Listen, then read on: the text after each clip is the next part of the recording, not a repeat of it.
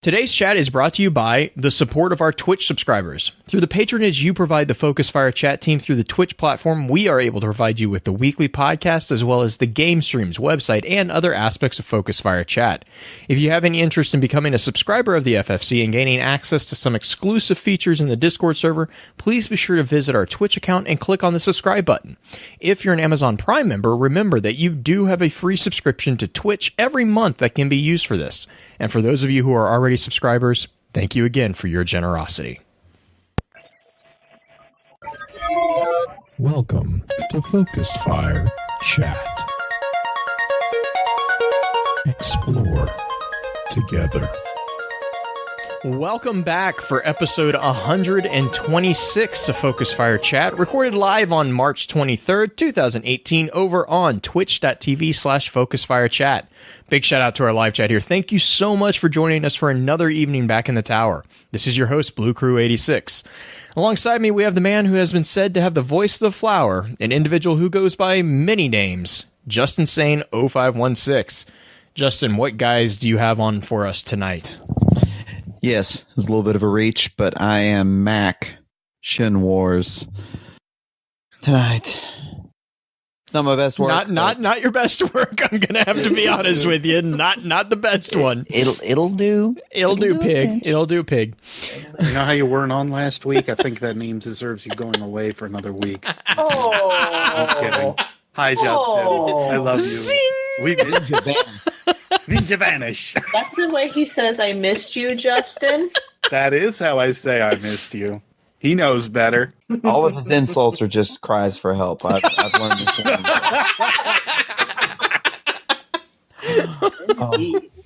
Well, we also have our master of social media, the one and only Green-Eyed Music Lover. Green, I hope you're doing well. You looking forward to tonight's chat? Yeah. I was actually kind of afraid of. Yeah, I know you're kind of you're kind of stirring the pot over on Twitter for that poll. Oh my gosh. Yeah, I got more like physical answers from this poll than I've gotten on any other tweet, except for maybe the one that I got roped into last night, but that has nothing to do with the show. What? Yeah, we're going to talk about that in after show because I walked away from Twitter and came back and I was like, what is going on? Not my fault. It's Heather's fault. Oh, man. And then we also have with us the grizzly bearded cultivator of Spinfoil himself, Beard Grizzly. Beard, how are you doing tonight? Oh, I'm just over here in my realm of war never changes and everybody should get used to it. Also, my answer for you was the absolute best and you know it. So... there is that. God. Yes, I know. I'm all for making you cringe anytime I can. There, Green. Okay. Void, Lady Void also did that. I was like, really? Yep. No, Great. You do not tell Beard that you choose Future War Cult because Beard is always right. That is not. No, that's a dangerous path. Acceptable answer. No, this is absolutely 100% okay. Like, I love you, lady, but dear God, it's not like I'm gonna get an ego like Anon Pig or anything like that. Okay, ordered him an extra wide seat on the plane to fit his ego on it to get to Guardian Con. Look, I'm not that bad. Okay, I need a half seat maybe. Like I would need a fat person seat or something, but I wouldn't need it that badly. Is that don't fly United because they give you two seats but they separate them. Don't you mean they just punch you and beat you up? I thought they killed your dog in the overhead. Oh, I wasn't gonna go there. I wasn't gonna go there. I cried so hard when I saw that. If we're gonna run tell it, let's run tell it. All right, fine. But I'm gonna be sad the rest of the podcast now. So last week we asked the community who is the best faction representative in the tower. I think I saw a couple of different versions of the question going around. So there's only one real answer. Yeah, my God. I'm sorry. Okay, so I messed up when I place the poll because you can say how long you want the poll to run, and normally I try to get it to where it stops right before we do the show. That way everybody has a chance to vote. Well, I actually only did it for a day. We still got 150 votes, Wow. which is amazing. Wow. 150 votes, 151, I think, is what the total was. And Future War Call ended up like landsliding everybody, which I was expecting because when you have Beard, Because there's only one real answer. There's Beard only is one real campaigning answer. off. Don't think I didn't notice you campaigning off on the side for this. I was look, good. I did my- not put up flyers for New Monarchy. I didn't bash on anybody. I just Look, let it go. my channel is 20,000 strong and growing, and I cannot help that like 99.9% of them are FWC lovers. Mhm. The other 0.1% Mhm. I tolerate. Okay, so there. Yeah. Biased. Anyway, yeah. Watch me in Future War Way to Call. unite people, Beard. What? Way to unite people. Well, that was the goal of today's video. So the 0.1% are, you know, they're more tolerated than normal. Look, Well, that's good. let's be honest. You don't have to worry about it because all the Dead Orbit people have already left, and the New Monarchy people are waiting for a king who's not going to come. So you don't have to worry about it. Just talk to the people who understand what's going to really happen. No, I see, forgot. absolutely. You know, of all of us, the fact that you two are from the same faction still Is surprises me. amusing. I know. Mhm. I guess this is secretly why we actually get along and understand each other's sarcasm very well. There has been no shortage of virtual secret fist bumps. Exchanging. Absolutely. Oh, so Greed, what exactly was the end result? breakdown? Yeah, the breakdown of it. God. So Lakshmi was the most trusted, with 60% of the vote. Hideo was surprisingly. I thought New Monarchy was just going to come in dead last. I literally went into this thinking, "Oh yeah, I'm totally ready to be swept," because nobody likes Hideo. Because Apparently Hideo looks like a waiter at Benihana. or Triple Rick or whoever, yeah, you know. But Hideo got 23% of the vote, and Jalal only got 17, which shocked me. So yeah, Jalal is the least trusted. I mean, there's a good reason for that, but There is. I'll leave I'm it surprised there. that Lakshmi got so much of a given Well, the that future should war tell cult. you something. Yeah, but I mean, I guess it does explain why you guys were okay with the speaker being there for so long because you really like secrets. On the other hand, wasn't necessarily that great off with the speaker being there. I would just like to put that out there. I know that's right. Also Sorry, I am couldn't making resist very- that one.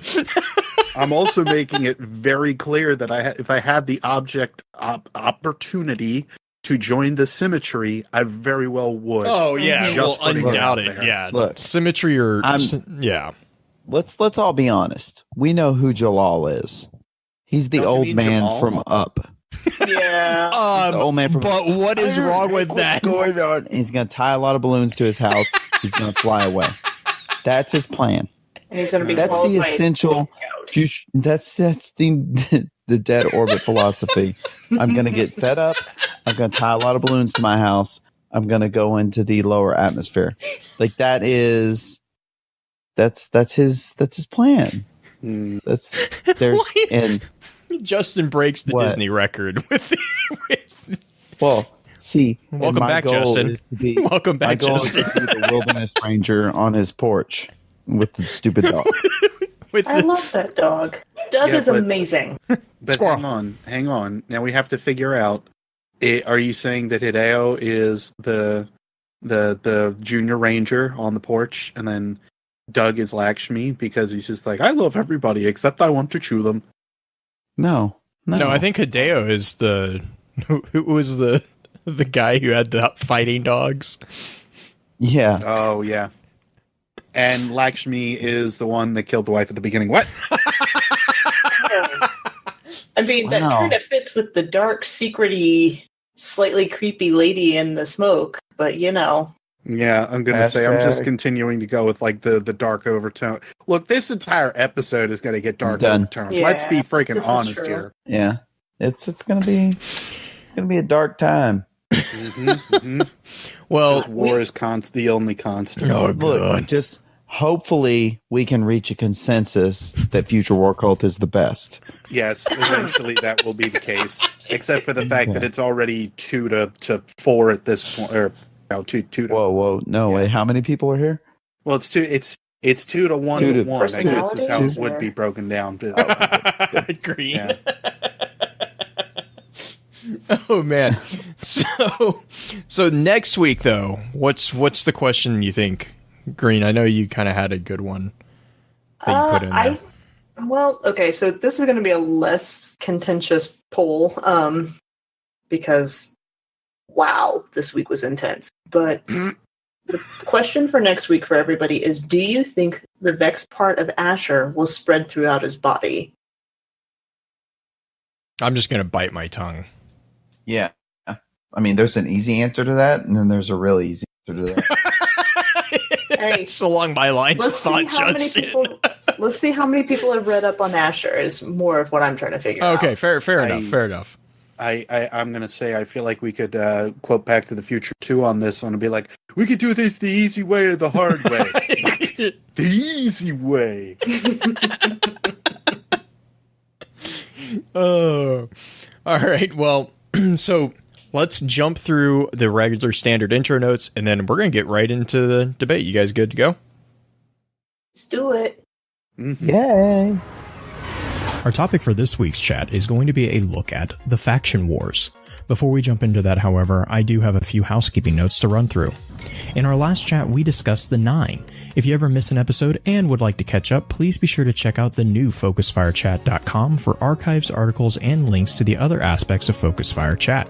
If you don't mind, please rate and, if you can, review the show on iTunes, Podbean, or whichever podcasting app you use to enjoy podcasts. Reviews in particular are extremely helpful, as they help us show up on charts, and that helps others find the FFC community. To those of you who have already taken the time to leave us a review, thank you.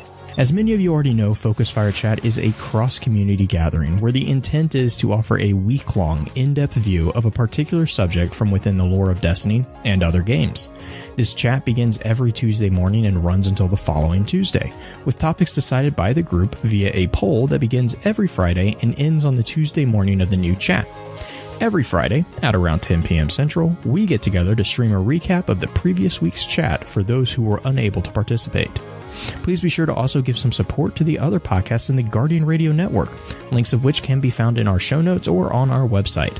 Podcasts that are focused on Destiny include Guardian Radio, the first and longest running Destiny podcast on the net, Guardian 1, a Destiny group that is dedicated to Guardians helping Guardians and discussing current Destiny news and happenings, Ghost and Echoes, which is the collection of Destiny audio grimoire from Destiny 1, and the network's newest edition, This Guardian Life, which is a podcast that is from the casual Guardians perspective that highlights all Guardians, large and small. We do also have a non-Destiny focused podcast, The Enthusiast Life, which is a podcast that discusses a wide range of fun topics from within the entertainment world. Our next chat is going to be a discussion on Asher Mirror. Please note that there will not be a poll this weekend, as we are going to set aside next week's discussion for a summarization of the extra lore content. For more details of this recent change in schedule, please check out our website for a full explanation. I went ahead and asked Green to put together a high-level summary of tonight's topic, and this is what she had to say. The faction wars take us back, all the way back to the development of the city. When the chaos grew intolerable, a gathering of Guardians fought to end the conflict. The new peace brought a new order. The city consensus and the speaker ruled together, and the surviving great factions worked through civil channels to pursue their agendas. Thanks to the consensus, the re-civilizing of the various ideologies took shape. By all means, the major factions that include but not encompass Dead Orbit, Future War Cult, and New Monarchy have rarely been seen to work together. Some, like the Future War Cult, wasn't even a part of the consensus at its conception. Overall, they've done more good than harm, by most calculations. Before we jump into the information and thoughts that the community had about the faction wars, however, let's take a look at this week's Lost Lore.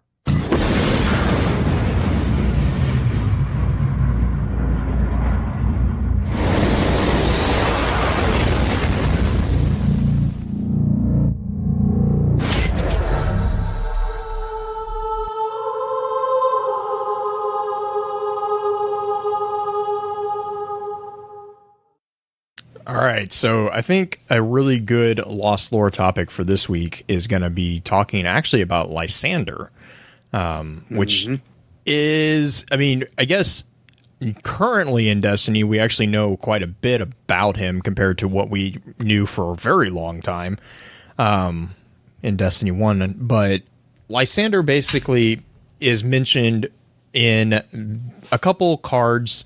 And actually, there's a weird entry to Lysander that I'm going to get to, and Beard, I know you might have a thought on this one.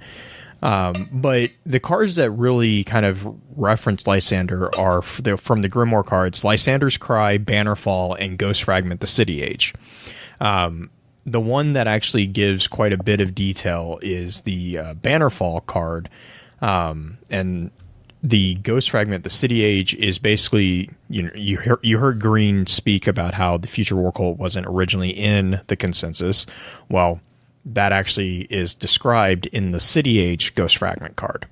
So that's that entire card's purpose, is to show the removal of the Concordat and then the introduction of the Future War Cult, which you heard Beard actually in the little intro there talking about the symmetry. Well, the symmetry was actually considered for a very brief second before they were like, yeah, no, that's way too much dangerous.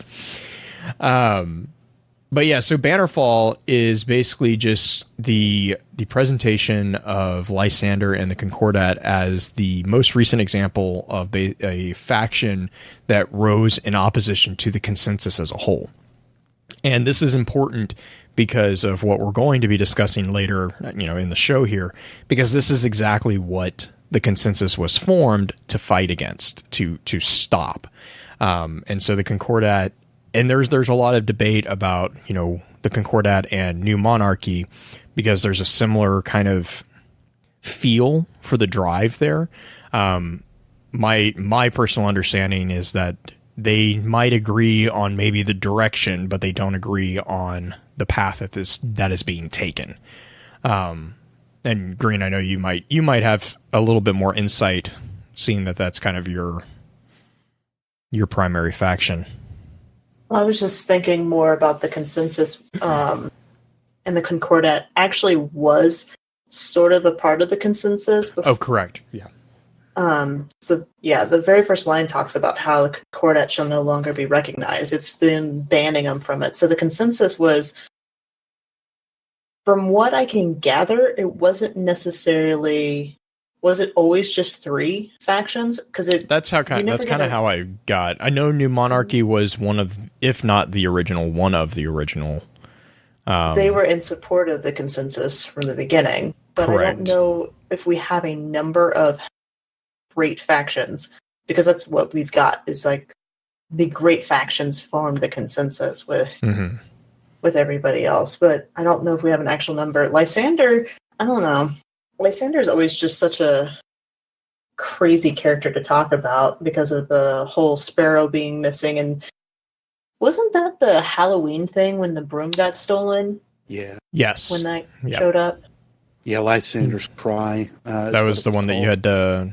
It was hidden in the hangar, if I remember. Over by Dead Orbit. Yeah.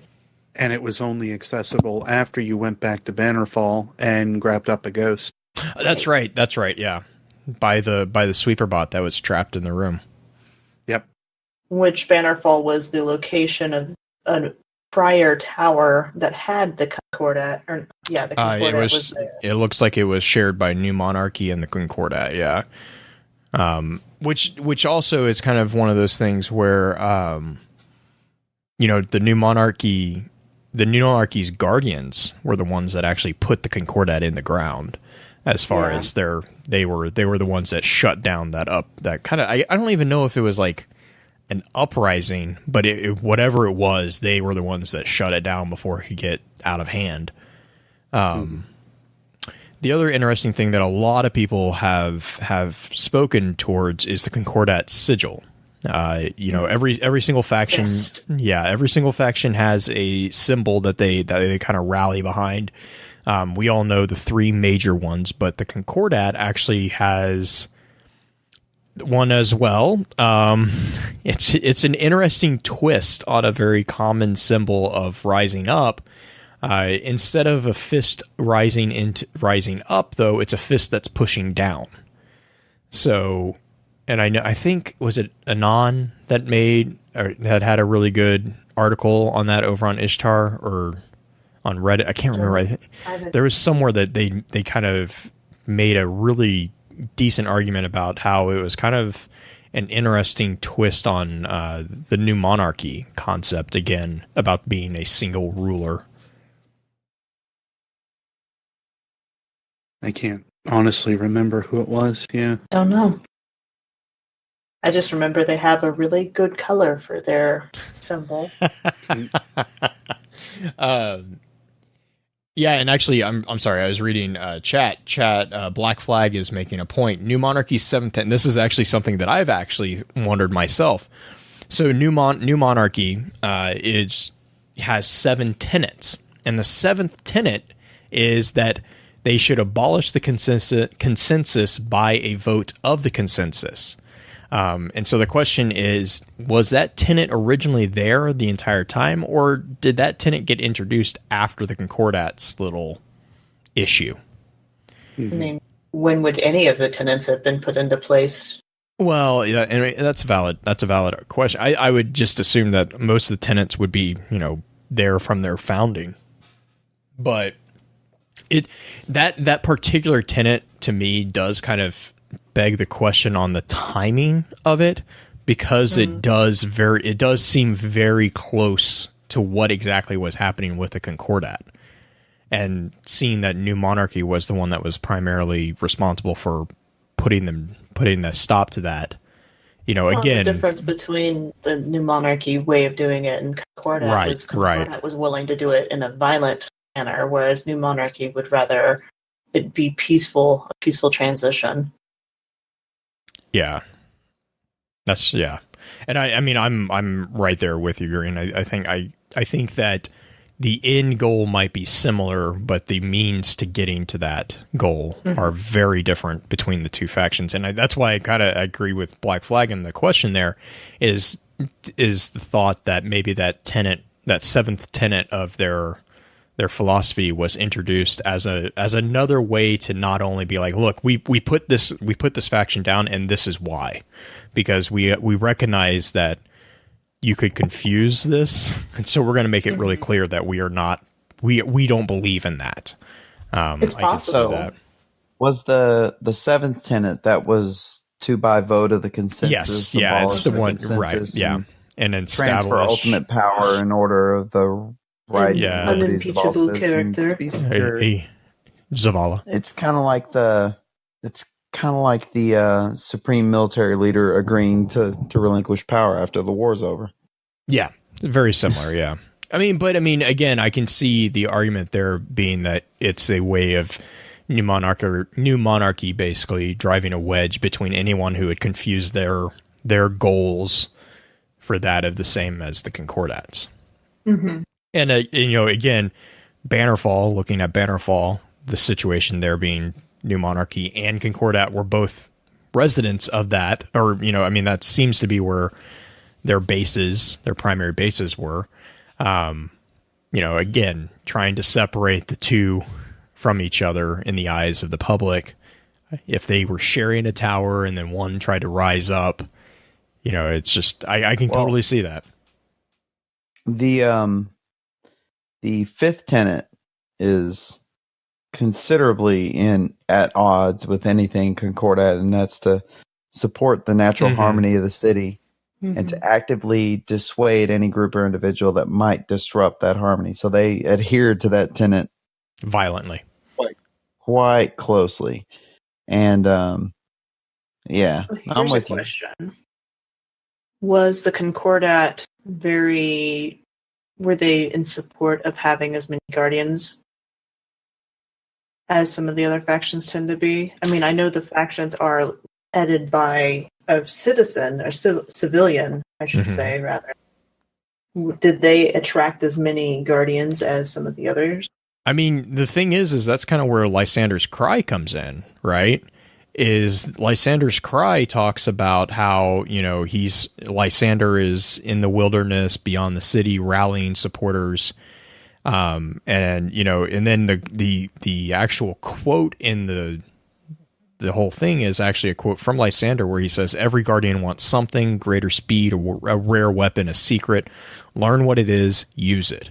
So, I mean, he's basically bribing, the guardian. He's manipulating.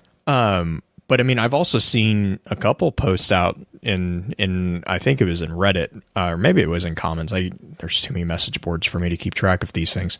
But there's been some things that have been said, have been asked. I mean, do we even know that Lysander's not a guardian?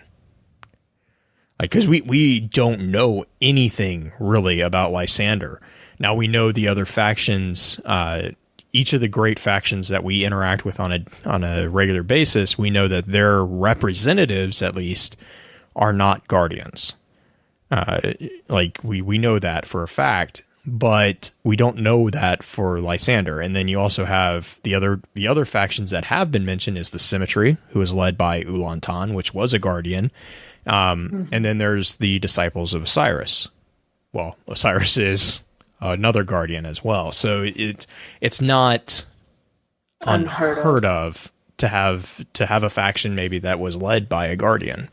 Now the difference there, I think, would be the great factions that we see, and we're kind of segueing into the next topic, which is kind of the basic concept of the faction wars. But the great factions that we have in the city today, which is the Future War Cult, New Monarchy, and Dead Orbit, they are all political factions, whereas Symmetry and Disciples of Osiris, I think you could probably argue more were not necessarily, I wouldn't say religious, but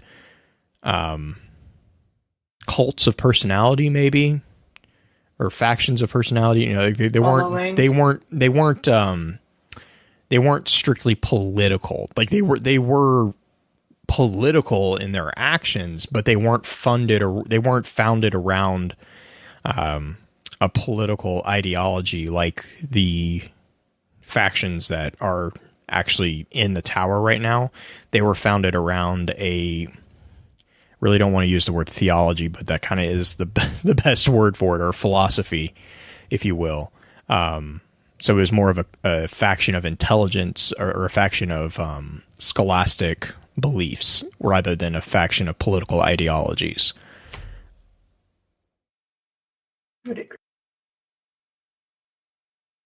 Sorry, I'm Trigger is. I mean, yeah, Trigger's saying in chat, if Lysander was a guardian, what if he was once a warlord? I mean, at this sadly what at this point, Lysander was violent? No. I'm just throwing something out there. Just to why be do you contentious. do that to me? I'm just being contentious. That's all. There's no basis for that. There is whatsoever. well, I mean, there's no basis on it to be transparent and 100% honest. There's no basis for us to say one way or the other either way. I mean, I could see it's one of those loose threads that's both intriguing and annoying that Bungie likes giving us. Black flag, bad green. Sorry. But I mean, yeah, I mean, I could see that even being a possibility, because I mean, to be fair, to chase down the idea that Trigger had, that once a warlord, we know that there were warlords that were made into Iron Lords. There were warlords that we didn't see the end of. The warlords that we did kind of see did get ended, but we didn't see all warlords. So there could be factions of warlords still out there for all we know. So I mean, yeah, it's a possibility. I don't know if you want to put a percentage on it, because right now there's really no way to do that, but But yes, Right. Lysander. The end message is Lysander is still out there. He is still kind of out in the wilds, if you were, and actually he is mentioned in Destiny 2 in an entry, a lore entry, and that would be on the Insurmountable Skullfort. And he is mentioned. It really. I don't really know if it's meant to be like. I don't know if it's meant to be Lysander, like the faction leader, or if it's just I don't know. But so Insurmountable Skullfort is the exotic. Oh, sorry, go for it, Beard. It's just a name, effectively. Like we're looking at it with like combining or comparing that it's a name with the same name that we know of, and we know that Bungie is really good at putting these comparative things together. So I know the first time I read it, I was like, "Excuse me." Well, caregraver. It really bugs me that that's not caregiver. It's caregraver. Oh my god! Yeah. Like it bugs me so much. Gosh. Yeah, because it makes you wonder what is a caregraver. Yeah, I'm gonna say is it put you in the grave? I know. Well, that's what I mean. It's like I don't know. I'm gonna say if you want to take it from like think of it like a caretaker and maybe a gravedigger. Well, I mean, like you really want to put those together. Yeah, like so like I'm hang on, sorry, I lost my words.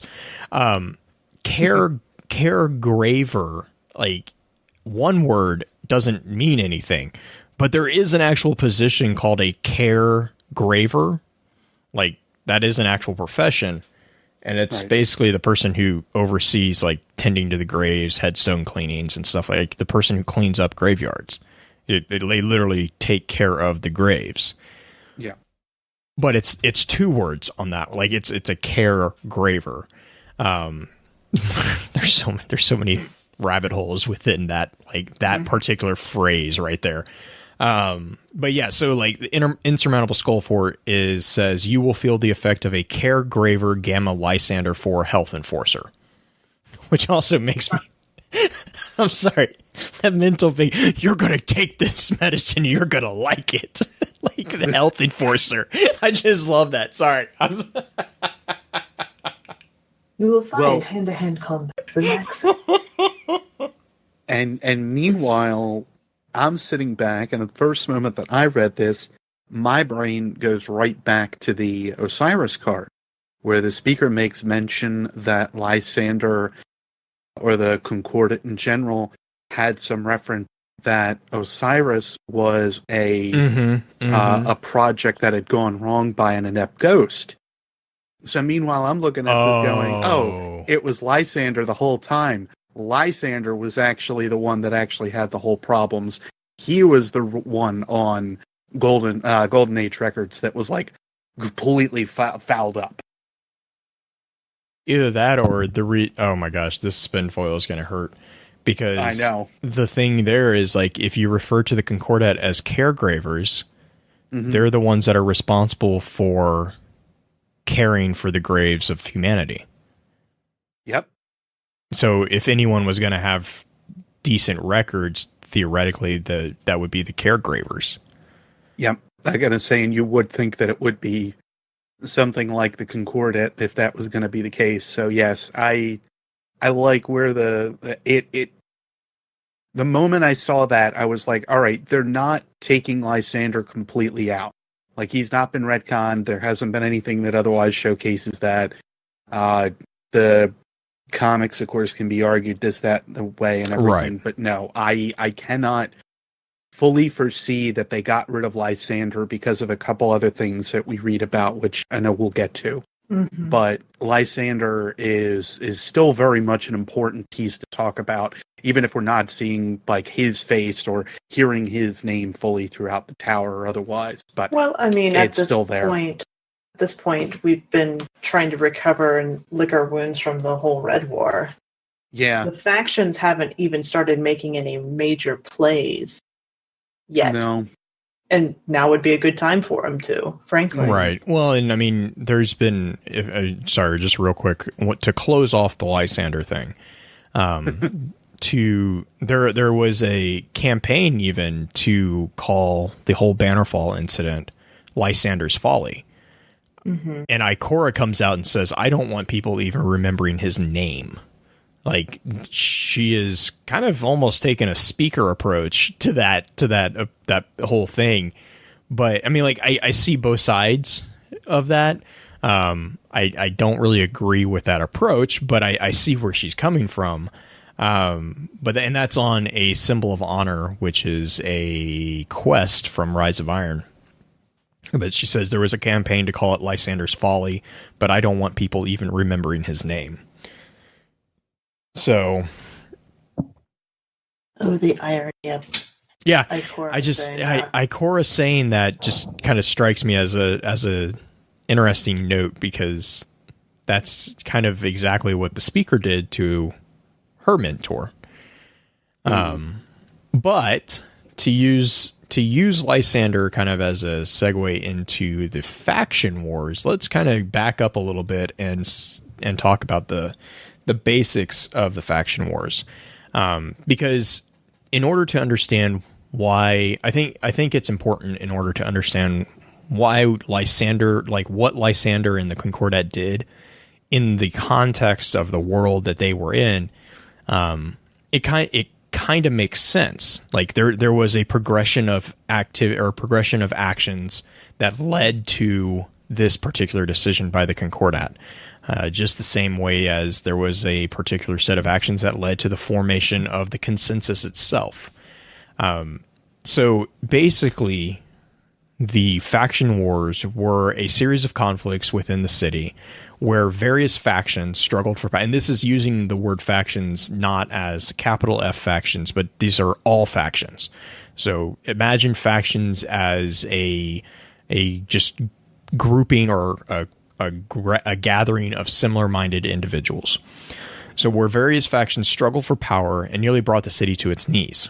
It actually took a group of guardians banding together to reestablish peace and order, and a path that led to the creation of the consensus, which, with the speaker, established a reign of political stability by forcing the surviving factions to work together through civil channels to pursue their agendas rather than the militant means that they had been before. So, a lot to unpack there. Do you want me to move into as my grade school teacher said, the 5 W's? I think is the easiest way to kind of break that up. It's like, when did these wars happen? You're gonna have to do that with all of them. Okay. Oh man. So this was actually really interesting, because I was actually surprised that we had a debate on this. I kind of was. It just shows that how locked into your head you can get. I had always understood the faction wars to take place immediately after the fall of the Lords of Iron and before the consensus was formed. So this would be during early City Age. There were a couple people in chat who had really good points actually about, the timing being a little bit wonky, and, their questions. And this is kind of the problem with the timeline as Destiny presents it, not being around a concrete linear progression. But the way, and I still think I'm right. But well, okay, what was their thoughts, please? Their thoughts were that the faction wars was the culmination of the faction wars was at Bannerfall, and so the Concordat was part of the faction wars, and this would put it around the time of Twilight Gap, which is much later in the city's history, and that the faction wars were. The consensus was around during the faction wars, but it was around in not such a great powerhouse that it is today. If I remember, I think that's not assigned as much clout because the factions still were kind of taking the lead at that point, maybe. Right. Yeah. Or you could possibly argue that the consensus is the reason for the faction wars. We don't necessarily know for sure at that point. We're taking a guess. I mean, I guess so. And here's a couple things, and especially with the information that Curse of Osiris dropped. Even though I understand Brother Vance is not the most reliable individual, I'm not saying that at all. But he does have something of a little bit of an illuminating point, because he kind of points to the faction wars being the catalyst that formed the consensus and the Vanguard.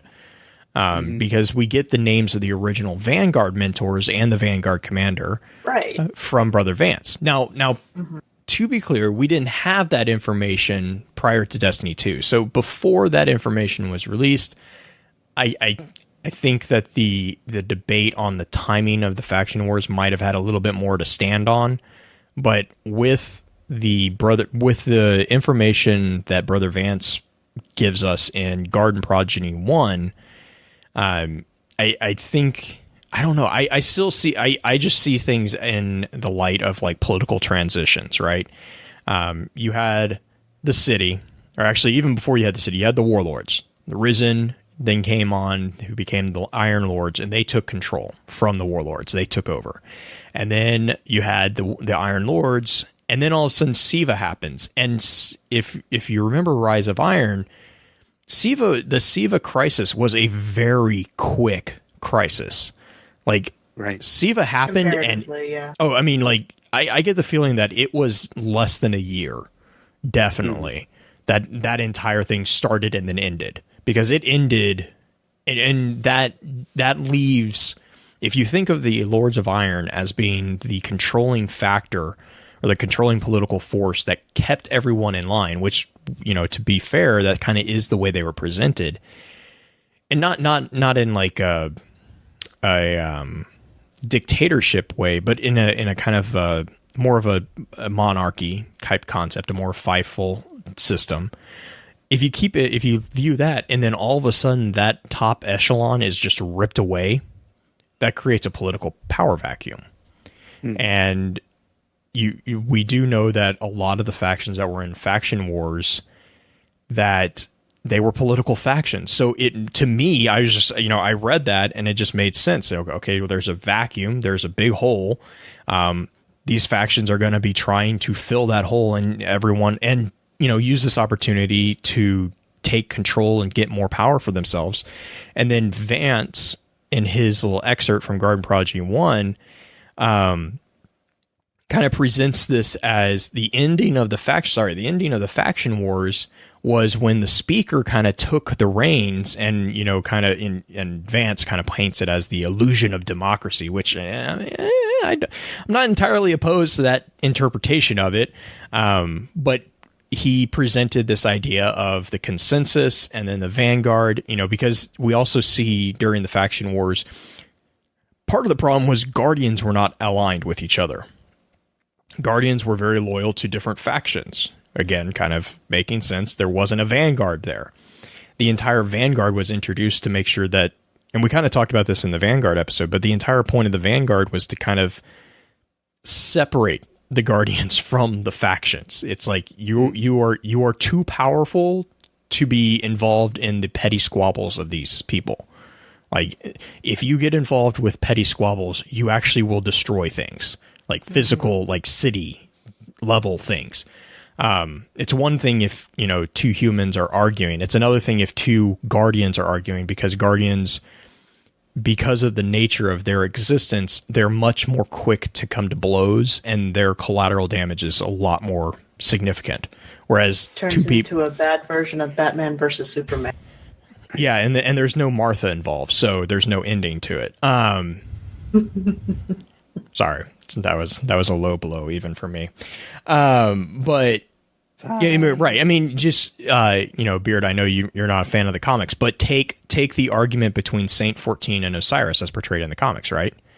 Mm-hmm. Osiris purposely calls Saint 14 out of the city because he knows what's going to happen, and sure enough, what happens is Saint 14, who was honestly one of the better standing guardians of his time, even Saint 14 says basically, okay, well, words have gotten far enough. Now it's time for action, and they fight.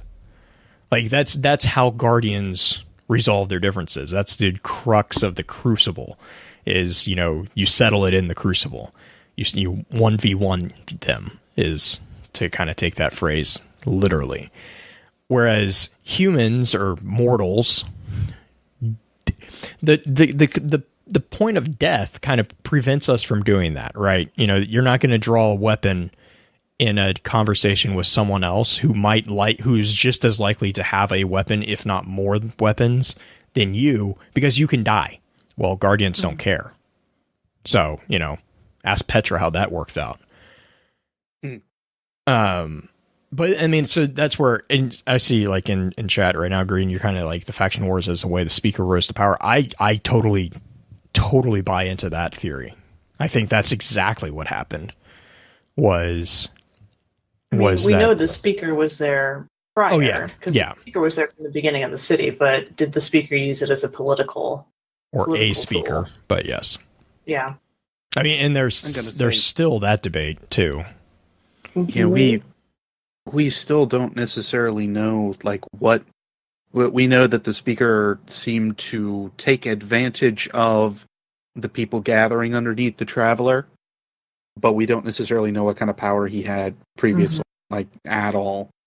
I mean, and if he was actually moving to take more power, that would have been a fair reason for some of the factions to be like, well, maybe we don't want that to happen, and here's why. And then all of a sudden you get a bunch of Concordat. But then the argument would be, why would the Concordat be allowed within the consensus at all if they were so boisterous against the speaker being there in the ways they did? So at least by the logic train, that's where I'm kind of wondering. I think he was given a position of quote-unquote power to showcase that he was there since the beginning. That's at least my argument for why I would have contention of him like being the cause of the faction wars, if that makes sense. Who, the speaker or Lysander? The speaker. Oh, the speaker. The other question for me for going back to the Concordat issue is like, I don't see, and this is just the way I read things. There's not really anything to back this particular interpretation up, but I've always taken how much we know about the Concordat. Which is like, you know, how much? Yeah. I mean, I guess my question there is the Concordat has always kind of struck me as a anti-Guardian group. Like, they seem very opposed to Guardians, but then they're willing to use them, right? Like I mean, all the factions kind of interpret, I mean, even Dead Orbit recognizes that there's going to be a point, if they ever get their way, that there's going to be a point that they're not going to have the Guardian support because they're going to leave the system. Like, they're like, you can't help us after a certain point. Well, frankly, all of the factions are civilian, like, yes, primarily focused. Correct. Yeah. It's just how can they use the Guardians to further. They view Guardians as nothing more than tools, really. But so I guess for me, it was more of like, I can see the Concordat being given a place in the consensus as a peace offering to them in order to get them to stop fighting. You know, like, again, you think about this as a political maneuver by the speaker. I mean, one of the biggest contentions that I do have about, well, let's talk about the next. We'll get there because I have a couple thoughts. Yep. I have a couple arguments with the way that Vance portrays things, and it's not because of what happened. It's just my personal opinion on the political situation. But Green, can you take us to the next part? Where did these wars take place? This one's really, really kind of simple. It took place in the city, like the last city of Earth, as you were. Even, you know, the more I talk about this, the more I'm actually really curious. Do we actually, and this is going to get me in so much trouble with Green, do we actually know that this is the last city? Like, we don't have an official thing about it, no. Okay. But I was thinking about that as I was answering these questions, and I was like, you know, the more I think about it, they talk about the great factions. I think of the city is part of like the prepositional phrase that follows that up.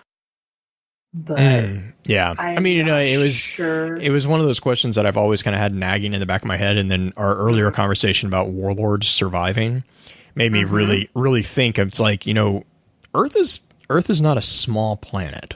I mean, and so we've only seen, we don't really know where the city is, but the Cosmodrome, we've only seen small bits and pieces of it. So it was just, to me, that's one of those unanswered questions that I really would love to know the answer to. But yes, the faction wars that we are speaking of all took place in the last city. So that's all the repairs that are going on. No.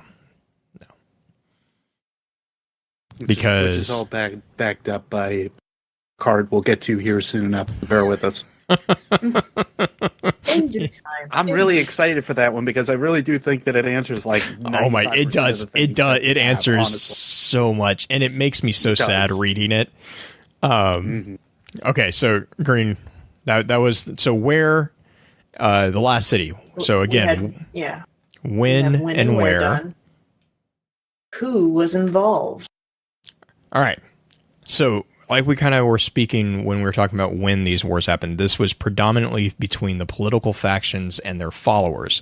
Now, their followers were both normal citizens and the Risen, or as they came to be known, the Guardians. And this is kind of is going to segue into the next point too. So let's do you guys have anything? Did I miss anyone who was involved? Do you want to be more? Do you think we should be more specific? I mean, the factions, technically, the consensus that eventually, like the vanguards, eventually became involved towards the end of it, as well as the speaker. But as far as the immediate war, it was the factions. Yeah, and I guess that's a fair point. Oh, sorry, go for it, Beard. The only other thing, just to reiterate, if nothing else, is remember that this is not just us saying the Concordat future war cult, New Monarchy, and Dead Orbit. Yes, like these are different just collections of people that existed. I keep thinking of more as like think of them as gangs, and then think of it more as like gangs of New York in a way. Yes, where everybody is just like bashing each other's skulls and basically for whoever ends up having the best of the best when it comes down to either funding or ideas and so on. If you don't agree with me, then tough schnoogies, let's take it outside the bar or something. That's right. Now I have West Side Story stuck in my head. Thank you. Yeah, that, or I could also quote the Warriors. Yeah. Oh gosh, yes. Come out to play. Yay. Anyway, oh my gosh. Before I get myself in trouble for more '90s references, there are 80s references. Good grief. That's the thing that I always kind of think of though when I think of the early days of the factions. Like when we see the factions today, they at least the ones that we see. And that's the thing. Like we have a very skewed perspective in the tower or high walls of the city. The ones that we see are very and predominantly organized compared to what we may still see down in the city itself, especially right now, because who knows what's going on down there. So, long story short, you can almost think of them as unions. Yes, just about in some regard. I think that's another perfect analogy. I'm not gonna say what I was about to say. Sorry, I got plenty of comments about. I'm like, yeah, I know. I'm like, we got an after show. We'll refer to that to the after show. But no, like I agree completely with that. The other thing too to remember is that these are, to kind of jump off what Green or Beard was saying, they're fighting for resources. I mean, you have to remember the context that this is actually happening in this world. This is a world where it's not like what you and I are used to, especially in a first world country. This is, they don't have an established economy. They don't have an established anything. And so they're literally squabbling over glimmer, like the little caches of glimmer that they're finding, different resources, mines that they find, caches of weapons, whatever. They're scrambling around for that. And then also to jump off what Green actually did mention, the other thing to remember is that Guardians were very heavily involved in this because at this time there wasn't a vanguard. The vanguard was established in again, kind of going off what I was reading in Vance's Garden Prodigy 1 entry. The vanguard really kind of seemed to have been established to prevent the Guardians from getting overly involved with the factions. Not that, obviously we still can interact with them at least the great factions. There was still policing that kind of happened within the factions because they used Guardians as kind of a. Well, but see, I would even argue that policing might not be the best word for it. Well, I think they were mercenaries. Like it was very much more mercenaries for hire. I was thinking the different perspective. I was thinking that the Guardians were. There's one of the cards says that the Guardians were used to help that's the card. Yeah, that's the card that Beard and I have kind of been dancing around. It also kind of so many thoughts on that. Oh my god! I read and I know Beard and I have talked about this card before, and I'm sorry to keep teasing people, but I will continue to tease people with this. But I kind of read that card as taking place later, like not in the heat of the faction war. I think it was again an effect of the faction wars because of the destruction that was basically caused by not having a police force. Okay.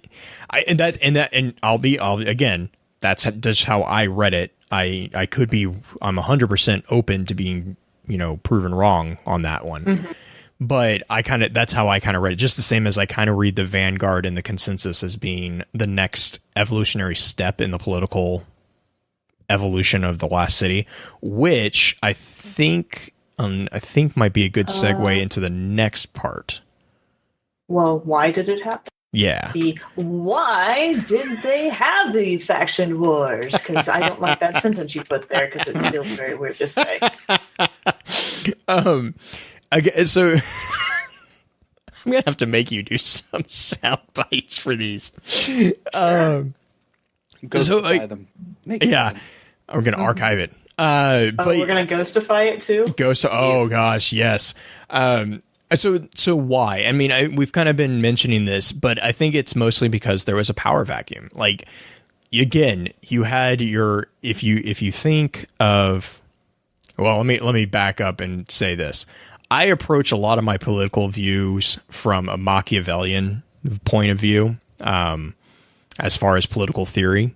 And as far as like, especially in fantasy, that seems a very popular, trope, paradigm, worldview. It seems like that is something that is often explored significantly in fantasy, mostly because it's appropriate. To be completely blunt, it's an appropriate exploration to do in fantasy. You can explore things that might make people like Beard uncomfortable to read about with the speaker. Like the speaker didn't really pull punches on some of the things that he did. And that's appropriate to explore. That's the point of fantasy. So that being all said, if you look at the political evolution of the city, you have, this basically nothingness. And if you're in stream right now, I'm standing over here and looking at this city right now. It's immense. Like, it's massive. There are multiple collections of what look like skyscrapers. There's lakes that are just this thing's enormous. This is not the city that the Iron Lords and the early area was around. So again, you have a group of people who have survived warlords. They have been basically freed by guardians who call themselves the Iron Lords. And these Iron Lords while they're benevolent, they are still kind of, and they're not warlord-like, but they do seem to kind of be, they rule with the decisions that they make, and that's kind of the end of the conversation. There's not like a lot of, it doesn't seem, at least from the information that we have, that there was a lot of like, let's sit around the campfire and talk about the decisions that we're going to make. They just made the decisions and everyone kind of went along with them. And fairly so, that those decisions were the ones that had freed them from the warlords. So not a lot of debate there. But among the growing population, as human culture tends to do, there were factions that started getting formed. And just like anything in real life, there were probably dissenting opinions. And so you have these factions who are growing in number, growing in power. And then all of a sudden, the one thing that seems to be keeping keeping the lid on this bottle kind of there is ripped away by Siva. Now, I can't speak to how much the individuals in the city or the factions themselves knew about the events that were happening. We can surmise, we can guess all we want, but regardless, their leadership, their council of leadership was just gone. And so, well, what's the natural human thing to do? It's going kind of back to Maslow. Maslow's hierarchy of needs. Your security's gone. So what's the thing you do? You try to reestablish that security as quickly as possible with whatever means necessary. And that's where you get the faction wars, because you have a number of different political groups who all have differing views of what is the best path forward. Just look at the great factions that we have now. Dead Orbit thinks that the best path forward is to leave. Future War Cult doesn't really think of anything other than, getting ready for the next. They don't think that the war is ending, so there's no reason to kind of run, because it's just you're not going to escape, so you should stand and fight. New Monarchy seems to be kind of probably more of a throwback to the Iron Lords, in the sense that they kind of really want to build a economic golden age. They want to return to the economical golden age that humanity once had. So you have all these, and these are just three. That's just three factions. Then you have the Concordat, who had a very much more violent means to achieving what seems similar to New Monarchy. You have Symmetry, who's, the ideological following of Ulantan, and, that's not, and we're not even going to start talking about, the quote unquote heretical factions like binary or trinary star cults. You had Pajari, who probably had a following him himself. Disciples of Osiris. The list goes on. And realize that the group that was keeping all those people in check and playing nice in the sandbox, well, that group is gone now. So, yeah, you're going to have people who kind of, and it might not have started out with, a huge collective, let's go crazy, but all it would take is one faction rising up and, attacking another faction, and then all the other factions realizing that there's no one there to stop them. So they want to grab as much as they can. That's the nature of that's the nature of the beast that is the political animal of humanity.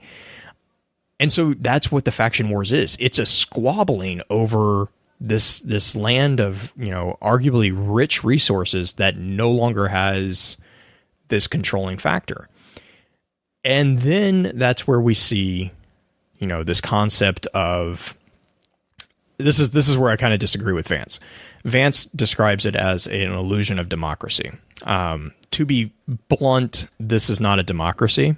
The city that we see in Destiny and Destiny 2 is not, by any stretch of the imagination, a democracy. It's an oligarchy.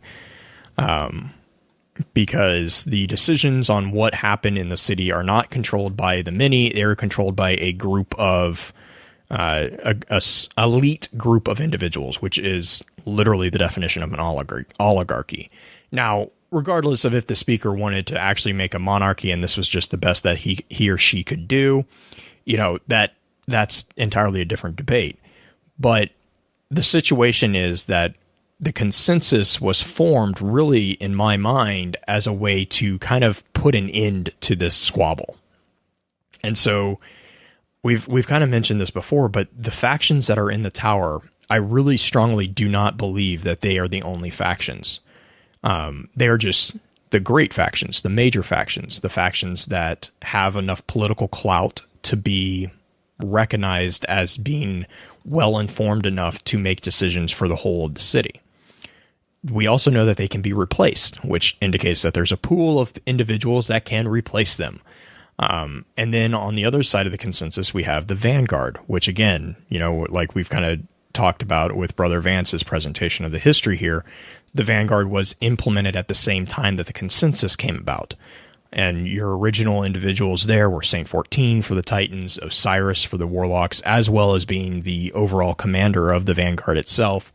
And then Tallulah Fairwind, I believe, is her last name. I'm going off the top of my head on that one, but she was one for the Hunters, who quickly was replaced by eventually Andal Brask and then Cade 6. So the Hunters have jokingly been one of the most...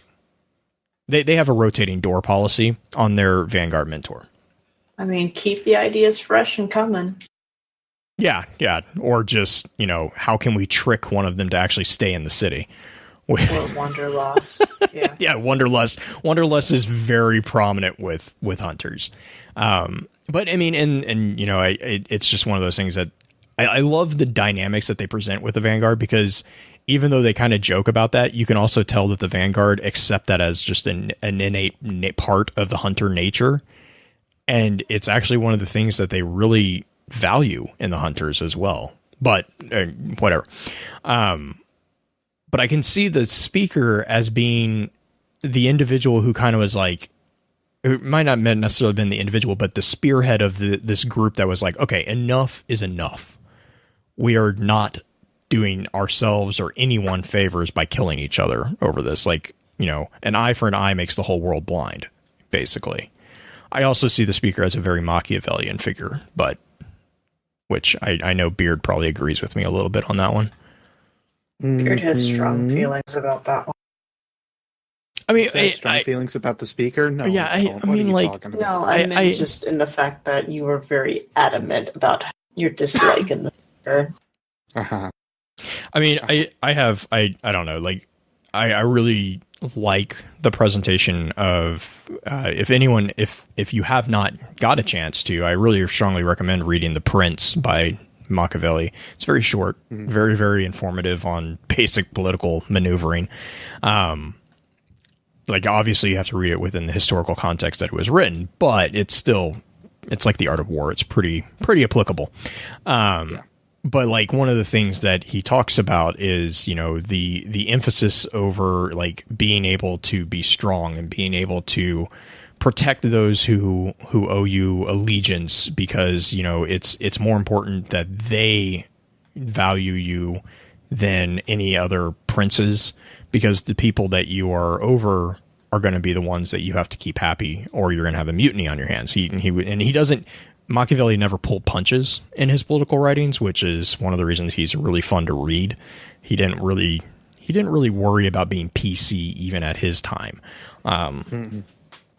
So like one of the quotes, excuse me, one of the quotes that really kind of struck me to be the speaker was, he says, "Therefore a wise prince must provide in such a way that in whatever circumstances the citizens will always be in need of him and his government.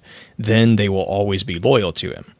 And then he later will say, for everything considered, he will find things which, though seemingly good, will lead to his ruin if pursued, and others which, though seemingly evil, will result in his safety and well-being.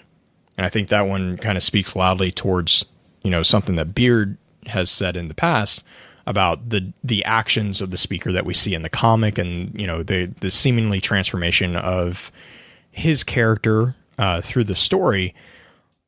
Again, and this is kind of why I don't necessarily disagree with Beard, but I kind of disagree with him, because the context in which these decisions are made have to be taken into account. I'm not arguing that the decisions themselves were bad. I mean, like I said, when we were talking about Fahrenheit 451ing anything is not an ideal. It's just not a smart thing to do. Just don't do it, regardless of the context. But I can see the progression of actions that can lead to that.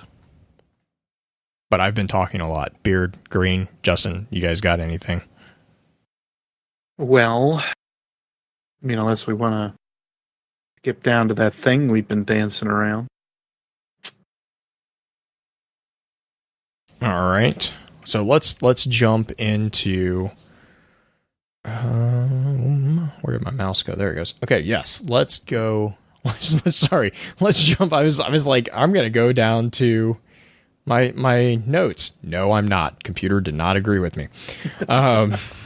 So let's look at.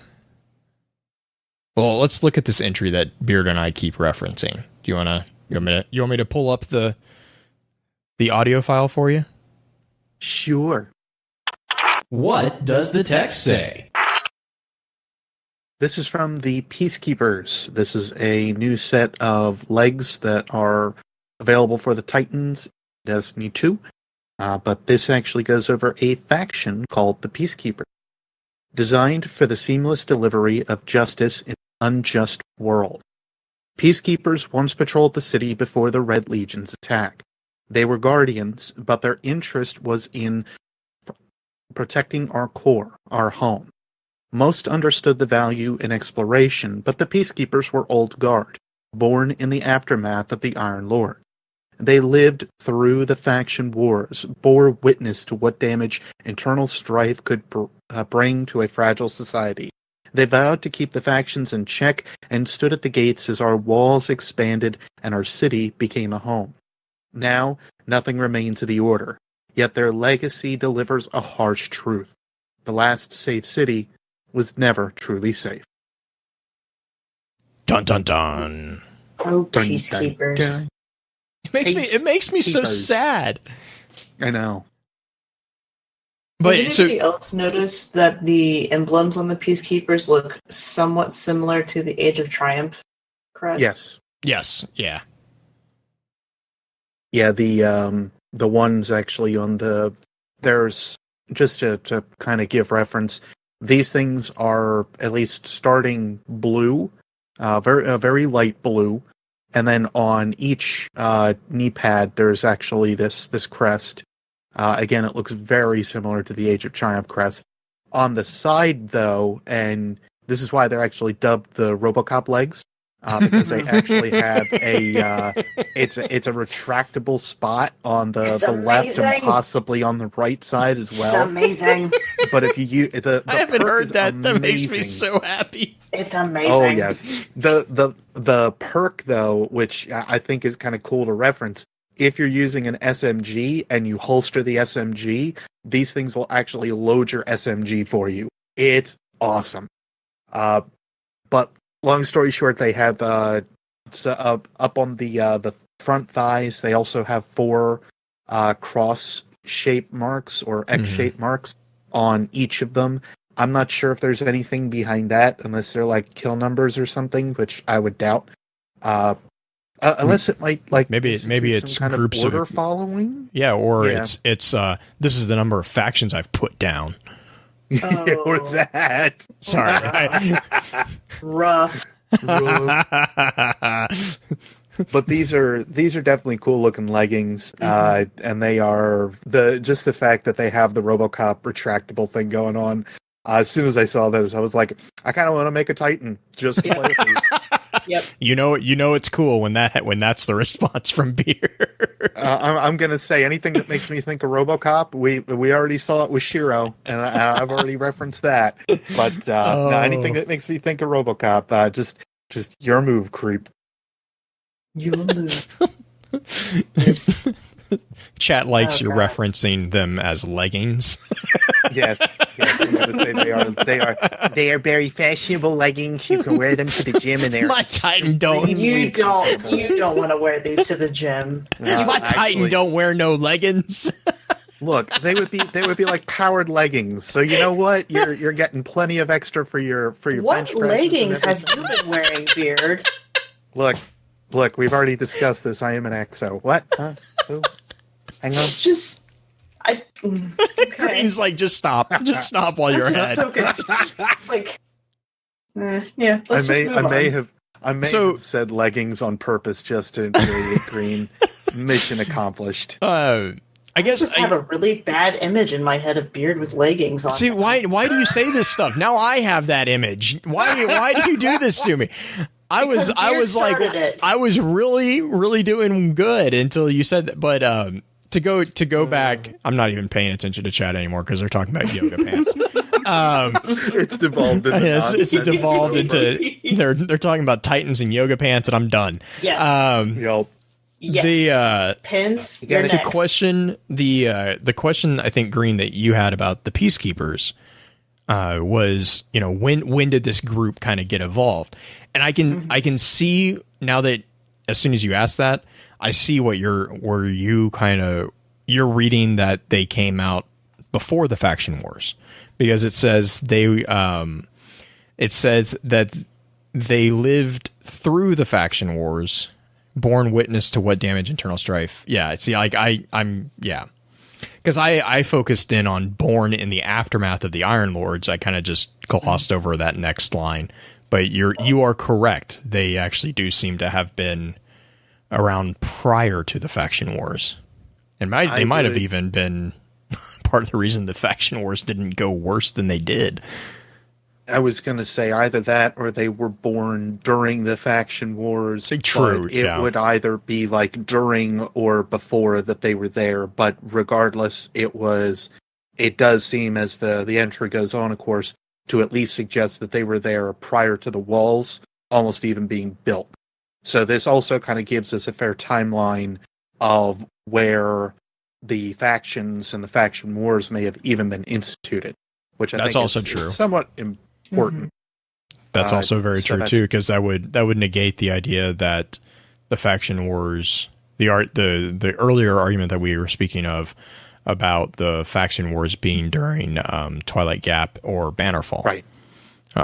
Which I think does push it back much further. Actually, I would say it's pretty well Inception of the City. Like it's they make it pretty well clear here to showcase that it's Iron Lords and then it's faction wars.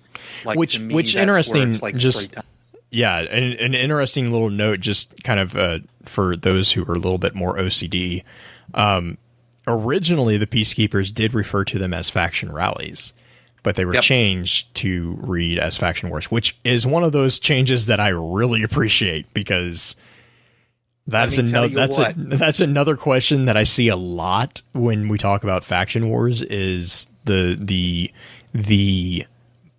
blending of the concept, or even confusion of the concept, that the faction rallies are the faction wars, and they're not. The faction rallies are those civil channels in which the factions kind of gain ground in their agenda, whereas faction wars were literally, there was a war in the streets of the city.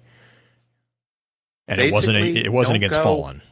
Sorry. Don't go watch the video that I posted about these things, because it's at this point wrong. When I had actually wait. Everyone quiet. Everybody quiet. Could you say that again, but slower? Look, the only reason that it is in that particular state of being is because Bungie ended up getting the word wrong on that angle. So, when I had interpreted it, I was right. But now that they ended up going through and changing things, I am now definitely within the wrong. So that being said, it happens to the best of us. I love you, Beard. So Green, hashtag humbleness. Oh, good grief. Look, if I'm going to end up showcasing that I am wrong, there is going to be a reason for me being wrong. I would like to think that my facts are pretty dang accurate for the most part. You should appreciate the quote that I put on the Twitter today for Asher. Oh no. What did you do? It's the one where he's yelling at Sloan to find someone to explain the big words. So many people like that tweet today. I don't believe I missed that one. I don't know, Sloan. Get someone to explain the big words for you. I saw that and I was like, yep, that one is definitely going in the hopper for this week. But Beard? Yes. I thoroughly enjoy your videos and love to give you just utter grief about just that statement, because I am well aware that you generally, I agree with like 93 to 6% of what you say. I mean, I'm just waiting, because now that we have an erroneous video on the channel, we obviously need to scrap this and start a new one. Well, No. I do not want to hear this argument again. Not for another week. That argument went way too long in our chat. It needs to stop. And those of you who keep suggesting for Beard to start another channel, please stop. Just stop. For my sake, please. Please. Just seriously. One of these stop. days, you're just not going to hear from me anymore. Oh, God, no! We're gonna come on. Wonder Who is why. this? Who is this stubble face? Who's stubble face? Oh, hi, Beard. Did you shave? He shaved. You shaved and went incognito. He's shaven grizzly. Wow. Yeah, I may as well call myself like, I don't know, like Bear Sheep or something like that. For God's sake. You know, I could get plays behind on that. it. I could get that behind that idea. I think that would be a worthwhile Xbox gamer tag. I mean, that emblem or that Babyface icon, grizzly. Babyface that grizzly. icon just makes itself. Oh my gosh. Now, to chat, there's this quick thing that's been going on that I've been told for a couple things that have been like slightly missed or something like that I need to like make a new channel. And for anybody that missed this one, but yeah, long story short, it's a joke that keeps going on and on. And it's like Because I don't let it go. Because I don't let it go. Between Blue and YouTube's constant changing of their policies, Oh god, I get it yeah.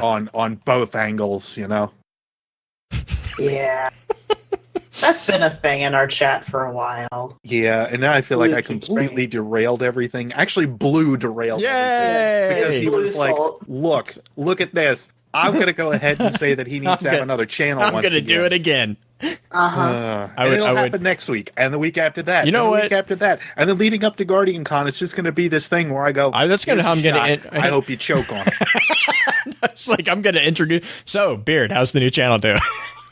Speaking If of you all see that, someone we getting have it- punched at Guardian Con, It's like, if you want to speak about a new channel, that's an announcement later on that we're going to talk about, I right? completely Blue? forgot to make that announcement. Yes, it is. That's at the end. Yeah, Stick that will around be at for the- an exciting new announcement. That will be at Yes. the end. I might even re-record and put that- something at the beginning, actually, because I That meant to do works. that. I will also Um, just keep poking at you to make that announcement. So Yeah. It was made. I just wasn't. Yeah. Anyways, anyway, so where we at in the? we were at talking about the Peacekeepers. We got pretty well done with them. I think we even.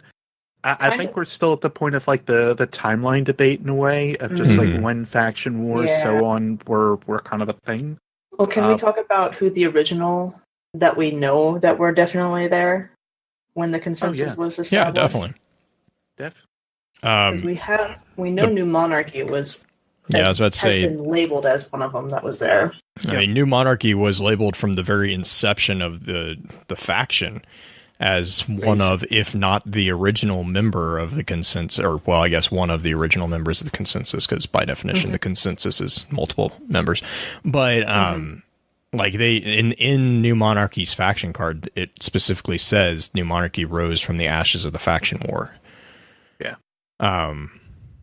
I would argue Concordat would probably be alongside it, and I mean, it seems like there's nothing really pointing to Dead Orbit not being there, and it seems like Right. Dead Orbit always has kind of been present. It's always been assumed that those were the three that were there for sure. Well, spur of the moment thought here. We also don't necessarily know how many of the factions within the faction war were broken down. That's also and very true. Ended up being like basically picked up by these other factions or ones that had very similar theories and theorems. Like one New Monarchy faction that was like, well, we've got 10 tenants and you've got 2 and we don't like that. So all of a sudden they have to start figuring out, well, we're all kind of around the same ideas. Let's try to like mesh this stuff together. And that could also could be the concept of the major faction too, is that they were Right. blending. Yeah, I I'm like gonna say that there's- point. It's absolutely nothing backing it up, but it's just to say that if we're coming to the point of, you know, we've got the Peacekeepers and everything like that that we're able to kind of fall back on to show that there was some kind of, like a better way to put it, that there was some kind of consensus that was reached. That would mean that there may have been some other reason to have these factions to stop fighting. And that, at least to me, like, again, spur of the moment, top of my head here, I guess I need to drink more often. That's the one thing that I kind of just thought of. I was like, how many of these other factions that were smaller would effectively become, more of like these larger, bigger, grand or daddy factions, if you will? That's the... Yeah, they would have been absorbed into one major faction, which honestly could explain new monarchies having tenants too. I mean, it could be a way of compromise between the groups. Especially. Sorry. It's like new monarchy's always been just a politically.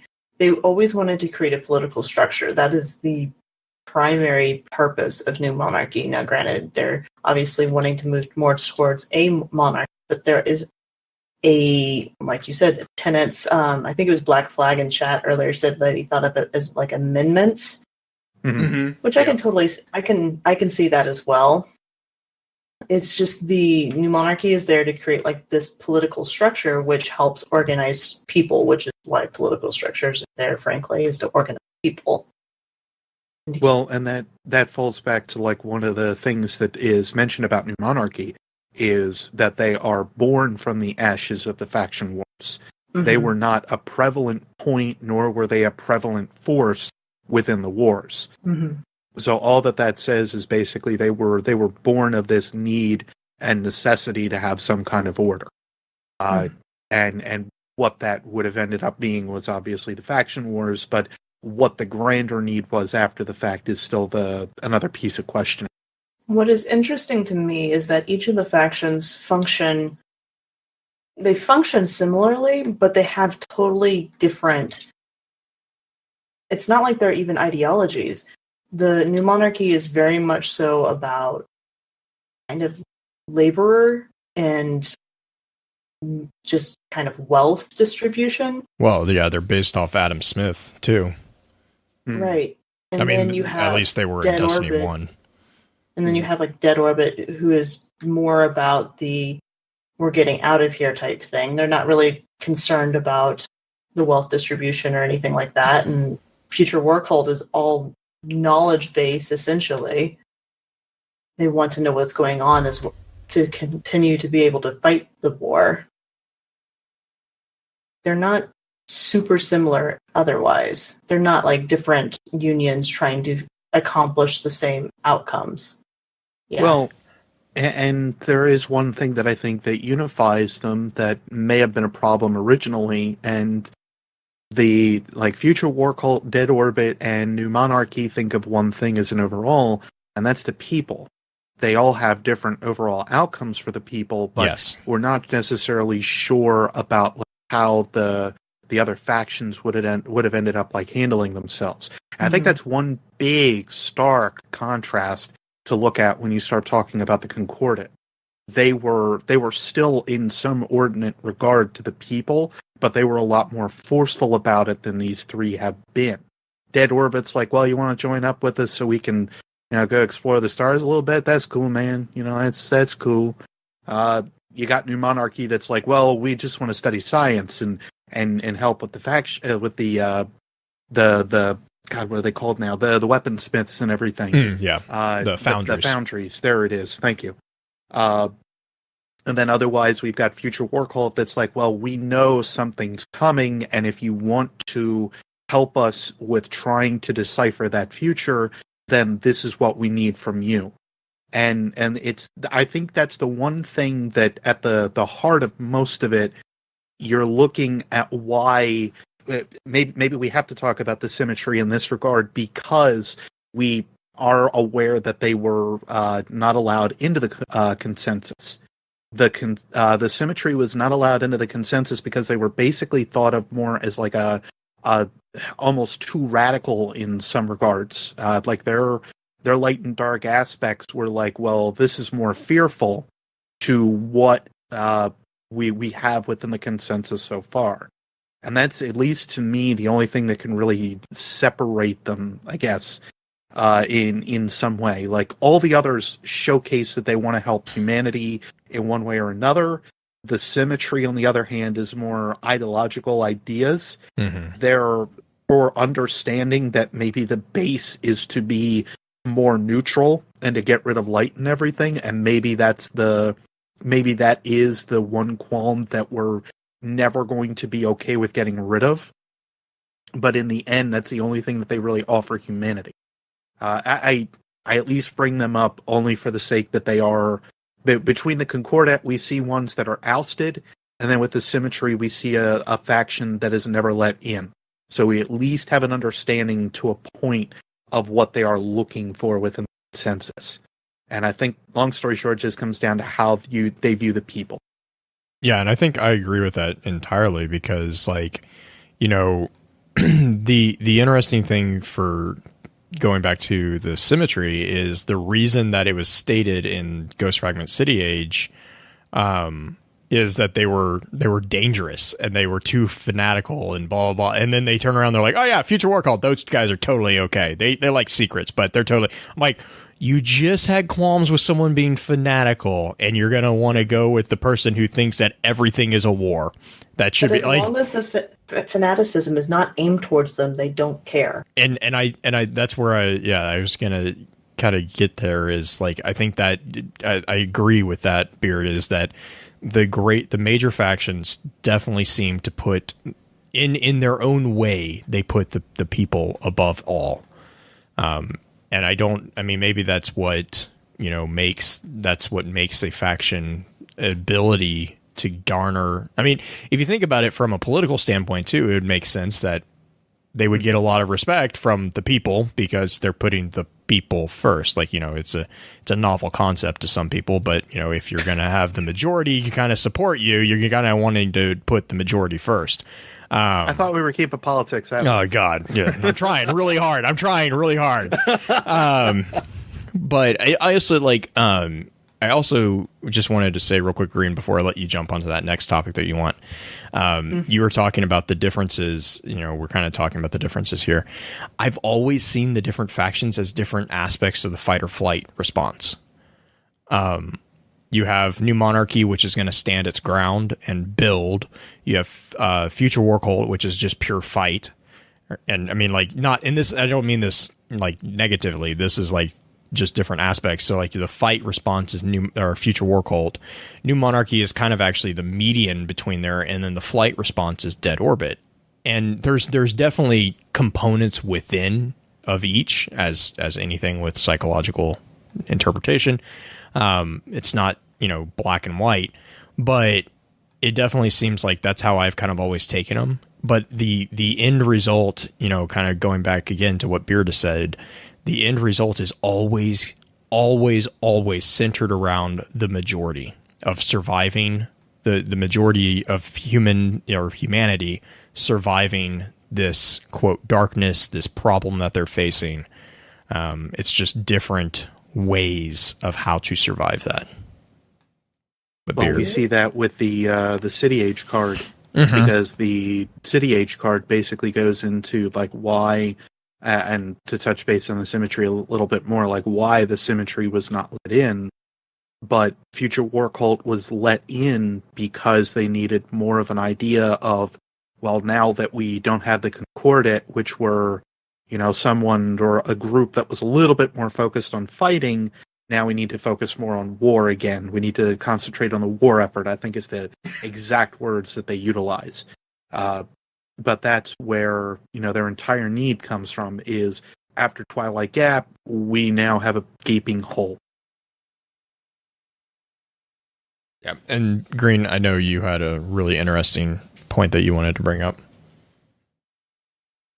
Well, okay.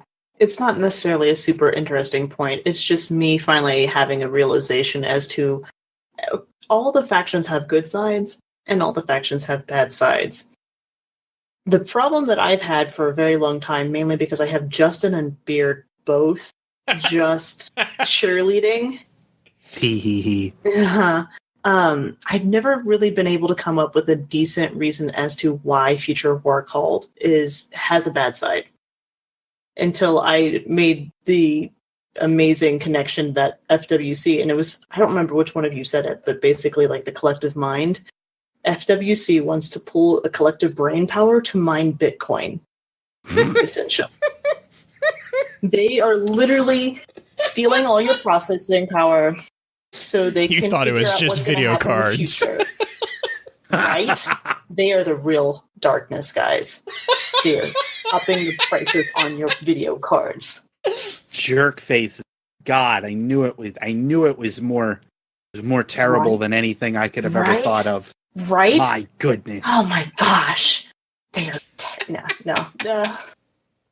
Yeah, that was just my realization of like they are literally using people to collectively have enough power to run in the machine to figure out what the future is. And that is also slightly terrifying, along with just abandoning humanity and putting a monarch in front of everybody. They all have. Yeah, I know you're going to defend Dead Orbit. Go for it. I think it's. Okay, I don't want to get in a huge argument because we will all be here for like 6 hours arguing about the different factions, and every one of the factions has a good, like you said, everyone has a good side and everyone has a darker side of the factions. I think the most common thing about Dead Orbit that a lot of people kind of throw up is, oh, well, you just want to run away. And the thing is like, it's not, the answer is not quite so simple. It's not that they want to run away. It's that they want to decentralize the human population so that they can't be taken out in one fell swoop. And the thing is like, go for it. It's just also, it's the same reason why I can argue all day long about New Monarchy, their intentions being good. It can be perceived two ways. Unfortunately, the mass populace of Twitter tends to disagree with my opinion on that, and I'm okay with Which it. is interesting because because of your pet theory on why the faction rallies. Which we should finish up the episode before we get to dispatches with my pet theory about this, since the faction event is going on right now, even though we're currently losing, and I'm okay with it. I may have been doing but Neo in chat, actually, it's right. It's not about running. It's about not having all your eggs in the same basket. And the other thing is that of the factions, everyone keeps being like, oh yeah, well, Dead Orbit's just going to up and run away, like just up and leave and not help anybody. That's actually the reason that Dead Orbit is still in the city, is because they are trying to engineer a way in which to take everyone with them, because they don't want to abandon people. The entire purpose of they don't want to abandon anyone. They just want to abandon the city, like the physical buildings. They don't view things with like sentimental, attachment in the same way. They view people as the ultimate, responsibility of their protection, and therefore they need to take all the people with them. You can rebuild a house, you can't rebuild a human being. Well, Ghost can, but that's not the point right now. It's like that kind of gets thrown out the window with Ghost, but the statement of like, you like, if someone gets hurt in something in an accident, it's like you can buy a new car, you can't buy a new mother, father, fill in the blank there. And so that's just one of the things that like it's one of those like pet peeves. It's like, I get the whole joking and faction things, and believe me, I give as well as I get on most times, but it's like when you get into a conversation, it's like, well, they're just going to run away. It's like, well, no, I mean, that's like saying that future war cult's just going to shoot things. I mean, they are, but they're also going to know why they're shooting things. Like they make a very big emphasis on understanding what needs to be shot and why it needs to be shot. They just don't have any qualms about shooting it. And that's kind of Dead Orbit's thing, is they're like, no, we need to leave, but we're going to take everyone with us. But they don't have any qualms about leaving. They also don't have any qualms about, fighting to get out. And New Monarchy, the same thing for New Monarchy. The benefit there is that they see the downside to having a multifaceted head of state. It slows down decision making, and everyone who has go look at the history of human civilization, and if you look at parliaments or oligarchies or any form of government that is not a monarchy, it's a fair point. It slows down the decision-making process. That's why, in a lot of nation states, America being one of them, in times of war, you usually consolidate power to one person because you don't want to be bogged down by a parliament or a group of political figures that might not have necessarily the best intentions, Dissenting opinions. Correct. Yeah. And I don't mean that targeting for any political party. It's just the more people you put into a group to make a decision, the longer that decision is going to be made. And there is actually a critical mass point at which the decision, after you get a certain number of people involved, the decision will probably be a poor one because there will be so much compromising going on just to get a decision made that and multiple government shutdowns. Right.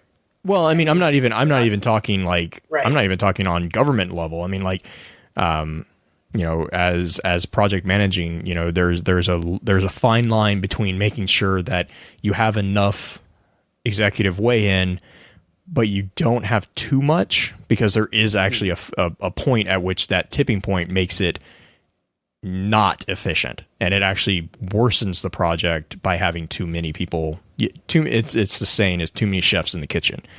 That's a valid point.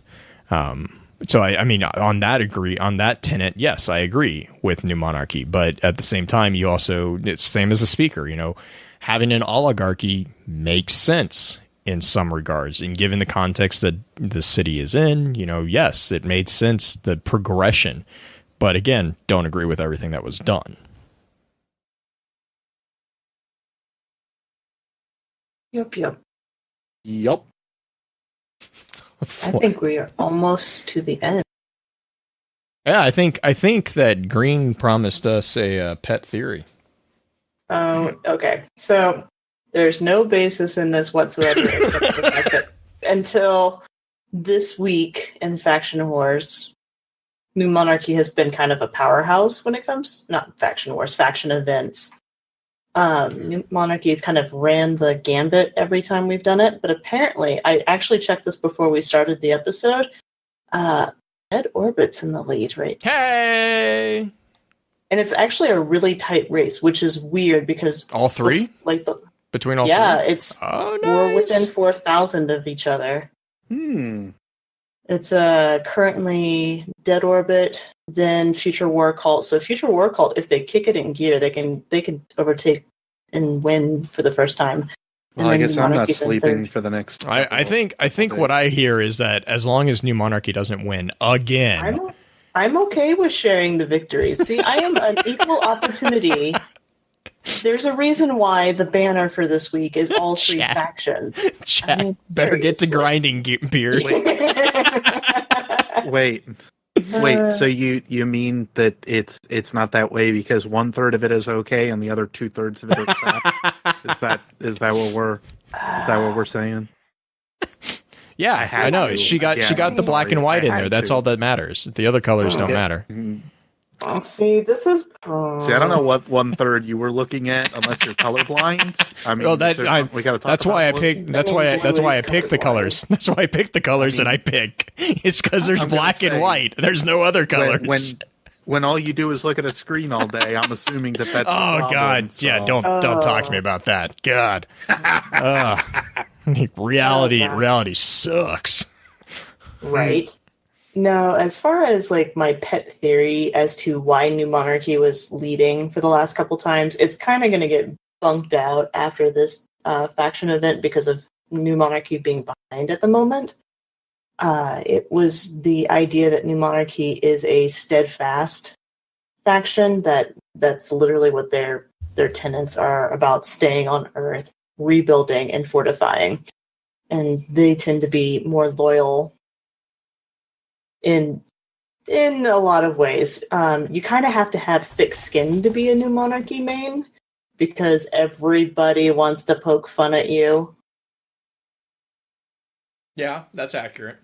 Yeah, you two included. I mean, everyone wants to poke fun that yeah. Anyway, I'm not gonna. Look. We're not the ones that have imposed a police state on the tower. Okay. Excuse me. It is protection. I am protecting things. Calm down, We are Orwell. protecting things. Yeah. No, it's just Look, yeah, just so long as I get to go shoot things, it's just fine. New Monarchy has always had kind of a bad rap, unfortunately. And my theory was that since we've had a bad rap and have had to go through a lot of that, we tend to not get as uppity when things get a little darker as far as game type stuff going on. We tend to stick around regardless of what's happening and how other content creators and whatnot tend to feel about it. So that was just my theory on it. It's not a legitimate theory. It was just me mainly poking fun at the other two faction people because, frankly, I need something to poke fun at them with. And the fact that I could lord over them, the fact that my faction had won, what was it, three times? Was it 3? 2 times. I think it was Two just times. 2, right? It was 2 for sure. It might have been a 3rd time. I might just be adding a 3rd one in there just for my own sake. But I gotta have something, guys. Well, speaking about something, we did get a really good dispatch. Do you want to read that one real quick?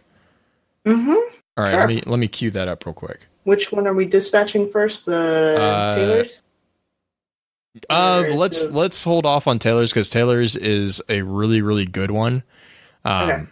And it's really, really detailed. And it's not about factions; it's about exos. So I wanted to include it, but since we're running a little bit long, let's just jump over that for right now. All right, Sounds so here we good. go. Dispatches received from the wilds.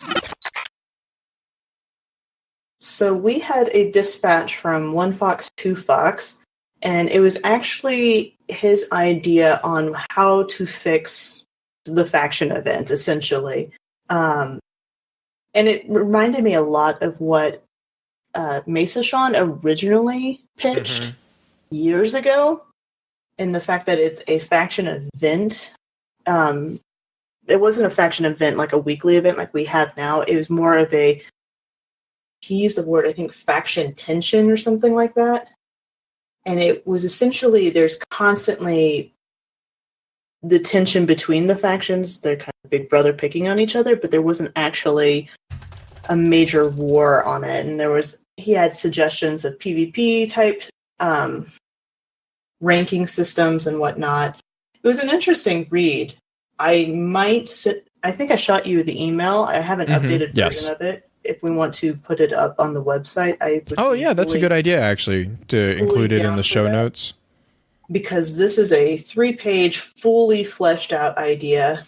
Also with a slight dig at Bungie for the way that faction wars have been handled at the moment, because it's very divisive currently, as you can tell. But yeah, this is his idea how he would fix it. And I think some of the idea of making it more of a ongoing tension between the groups, where you get bonuses if your group is in the lead. Not necessarily bonuses to advance your own lead, but bonuses for other things would be kind of. But it's a really long dispatch. I don't think it's prevalent for us to actually put all the way through. But yeah, no, and I read through most of the one that you had sent me, and I really liked the idea of, like, I now that you say that is correct, I do remember Mesa mentioning that, and I remember thinking that it was a really cool idea. Oh god, there was a game that you kind of did that, and I'm blanking on it. Was it? It might have been Factions. Wasn't there a faction? Beard, you might remember this one. It was an MMORPG that was a first-person shooter. But it was like, I want to say it was like Faction. I think it might have been Faction Wars, actually. I don't know. I'm gonna have to go look up this game now. But it was an older game, so. But it was a really fun one to play. But I'm gonna go search for it while you guys do shoutouts. Ooh, okay, that's what we're gonna do now, is it? Beer, do you want to go first? Sure. My shout out actually comes to the thing that I talked about a little bit before last time, which is thank you. Excuse me. Thank you for the patience between not having any content out for over a month at this point. New video was just posted today, and it is the resonating that everybody seems to love it so far. Triumphant return of Guardian School. And if you guys are at all interested, you guys can. I don't know if Blue will be nice enough to put it in the show notes. He's never generally that nice to put my stuff in the show notes. Do I need to wait for you to make a playlist? No, not this time. Sorry. If I'm getting digging at me, I'm gonna return the favor. I did successfully make said playlist, by the way. It's so funny. I was like, don't worry about it, Beard. I already found the. It was. It's just kind of like one of those things where the horse came back and then the farm door was built. Same kind of concept. Anyway, yes, people have been loving it, and I'm very glad for that. It was one of those things where I was actually kind of, I feel like I'm going to be going a little bit further than just a shout out here, but I was actually kind of nervous making it because after about a month's time of not making almost any content whatsoever, and like only having played with the idea of making something, having written like 4 or 5 things previously, I was out of practice. So I was like, how are people going to end up viewing this? How are they going to like it? And I felt like I was starting 100% all over again. And I don't know if anybody else has ever gone through that, where you've had those experiences. All I can say is that I went back to the advice that, and I guess this could count as a shout out because he's constantly spurring me on, to Grindhead Jim, because he had told me back in the day, just do it. He basically pulled the Shia LaBeouf on me, and it worked. But all I can say is, yes, absolutely. Just if you've got something you want to do or talk about, just start it again, at least. Because as soon as I started it, and as soon as I started like getting through some of the voicing and getting through some of my personal anxiousness and everything like that, it just started to be a lot easier. So overall, I've got the second one already voiced. I've already got half edited, which I think is cool. I'm probably not going to push myself to do any more tonight because that would be silly of me. But hey, that's all I'm going to say is that I'm hoping I'm 100% back to content creation. Thank you guys again for all your patience with that. Thank you to this community for like always being there to either bounce ideas off of or just kind of spurring me on as well. It's just, it is always great to have a little family to sit back and be like, hey guys, I'm having a rough night. Can I get some virtual hugs and can we just talk for a little bit? And that happened. So thank you very much to everybody for that stuff. My shout-outs actually go to something that's going to happen in the relative future. The Saint 14 project. I know I've talked about it on the show once before. They're planning to do a suicide prevention stream. Or suicide awareness, I guess. Mental health awareness, definitely. Their whole thing is about mental health, and they're planning on doing a stream. I believe, if I remember correctly, and I can't find the notes right off the top of the Discord that I'm in with them, May 19th. Bell Bunny is going to help stream with them, and a few other notable figures, including myself. I haven't trolled Belle to see if she'll let me just jump on and be an audio background for her instead of being a live stream. I could live stream it. Anyway, Saint 14 Project, if you don't follow these guys on Twitter, please do. They've got a lot of good information about just mental health awareness, and they're out to help break the stereotypes of what mental health stands for a lot of people in their heads. They're breaking down those stereotypes and really helping people kind of understand it a bit more. And that is my major shout out for this week. Blue, are you ready? It was Planet piggyback off Side. of that. I think that was the game. Planet Side. Yeah, I think that was the game I remember. To piggyback off of that real fast, well, even if you're like not sure of something or you want to look into something further, that's what I've actually liked about the Saint 14 project, because they've actually been tweeting out that stuff. Just so you can kind of understand a little bit more like what goes behind mental health if you're not exactly sure. So if you have somebody or know somebody that suffers from something, even like partially, I think they're a worthwhile thing if you've got Twitter to follow, just so you can kind of like educate yourself on it a little bit more or look into it further if you're not necessarily sure of what's going on. Well, even you don't even have to be diagnosed. Everybody suffers from mental health.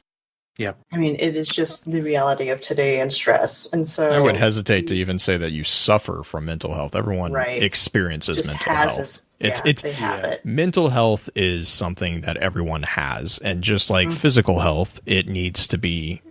You just need to be aware of it. And and I think sorry, Beard, go for it. No, go. Yeah, I'll carry on. Go ahead.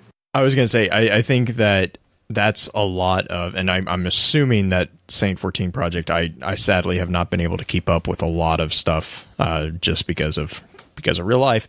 That thing that Green was just talking about.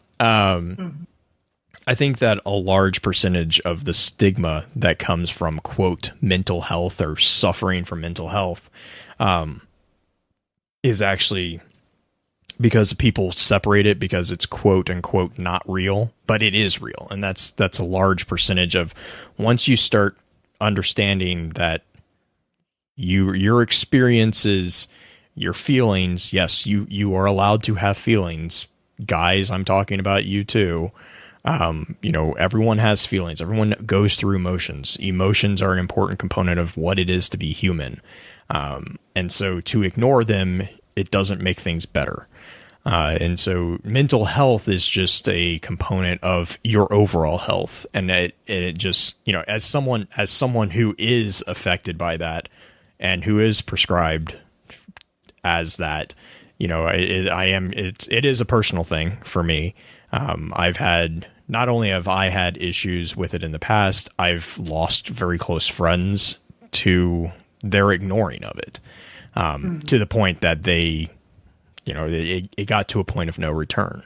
And so it's a very important thing for me. It's a very close thing for me. And, again, like, I know we've said this a number of times, and I know Beard has a specific channel dedicated to it in his Discord.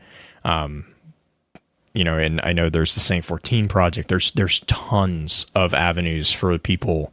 If you need to talk to someone anonymously, I understand that completely.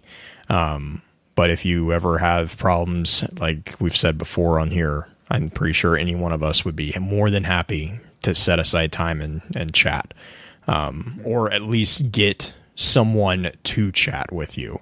Like, that's the thing is, like, even I've had a few messages from people, and it's just, you don't even have to say like that you want to chat because you're feeling down or anything like that. If you just want to chat, I will chat with you. Right. Just say hey. Most times that's enough for me. Yeah. And a large percentage of individuals feel like they don't know how to start. And so what Beard and Green are saying is 100% accurate. A lot of times it's the biggest stigma in my mind is that it's not asking for help. It's not. I mean, it is in a way, but it's not like you're giving up. Giving up it looks completely different. It's not pretty. So talking to people about the stresses that are going in your life. I mean, I was talking to Green about this earlier today. I'm having issues with this in the office. Actually, today was one of the days that I had to kind of handle this. And just opening up and talking about it oftentimes will solve a lot of problems, a lot more problems than you think it will. If by nothing else, it gives reality to these issues that you might think are just in your head. They're really not. Or it could give someone the opportunity to kind of point out that, you know, you're missing something that's really good that's happening in your life. You know, it just depends. It can help. Yep. If you're. Yep. I mean, I sharing with people, as weird as it is for me to say that, because I am not a overly sharing person. He's an introvert. I'm he does a podcast. Extremely introverted in reality. Like I don't really like doing that, but I've also recognized that for my personal well-being, I have to have a person to vent to. Because you don't want to keep it bottled up. It's not healthy for your mental health. And it's so, but yeah, sorry for the rant there. It's an important subject. It is a very, very important subject. Really quick, like we were kind of joking, Blue completely forgot to announce this at the start of the episode. But basically, the Lore Network is finally, I'm actually finally able to announce it, and I managed to keep my promise and announce it before our next Extra Lore episode. So I'm really happy about that. So do you want to explain what the Lore Network is? Yes, because I can understand that might not make a lot of sense to everyone. The Lore Network was a group that was originally, we kind of established as a think tank for basically content creators, especially within the Destiny community. And so basically the entire thing was a think tank to kind of help fact check and kind of critique within like-minded individuals, among peers, if you will. But what naturally happened is over time it grew to actually encompass content from all genres, like, you know, movies. We'll talk about comics, we joke about books, you know, movie, TV shows, everything. But the thing is like just like with the FFC, though the content has kind of evolved, the underlying goal, I think, has always remained the same, and that was basically developing better content via constructive collaboration among the members of the network. And so what we kind of have been playing with for a while now is kind of like, how can we grow even bigger and get more people looking at stuff in a safe way? You know, just like kind of what we do with FFC, we want it to maintain that environment of constructive criticism. We want criticism, but we don't want it to just be the YouTube comments. If you know, Beard can tell you all about that. So what we did was we've created a website. It's thelorenetwork.com. And the site is now live. And I'm strongly encouraging everyone to check it out, because I really want to get feedback on, you know, anything. I want to get feedback on how you like this, what your thoughts on the site. If you like it, you hate it, what can I do better? You know, really honestly, at this point, I'm going to go ahead and throw this out there. The sky is pretty much the limit. Because we're starting fresh. So really, if there's something that you think would be very beneficial on this site, let me know. You can tweet. There's a contact form that I've built into the site that will email me directly. I will get it. I actually already have. I've already gotten one email that made my day. Oh gosh, I don't have it pulled up, but it was basically, "You are doing a great service to humankind. Keep up the great work." I was like, I don't know who you are, dude, but amazing. I'm like, this is the first email I've gotten from this site, so we're off to a great start. But yeah, just let me know. We do have a Twitter account. The graphics were designed by Justin, so huge thank you to Justin. I think he had to jump off. Actually, that's why you haven't heard from him this episode. But yes, and just like huge thank you to all the people who have been so kind to jump in. We already have in progress, I'm just going to give you a sampling of the content that we have on the site. I have all my articles from Focus Fire, so I'm basically going to start publishing the the monthly articles that I write, I'm going to be on both sites. Snapshots will still be with Focus Fire because that's a Focus Fire thing. On top of that, we do have Infested Potato is doing what we hope to become a basically introductory series to Warhammer. I have a friend who is doing 2 articles right now on Voltron.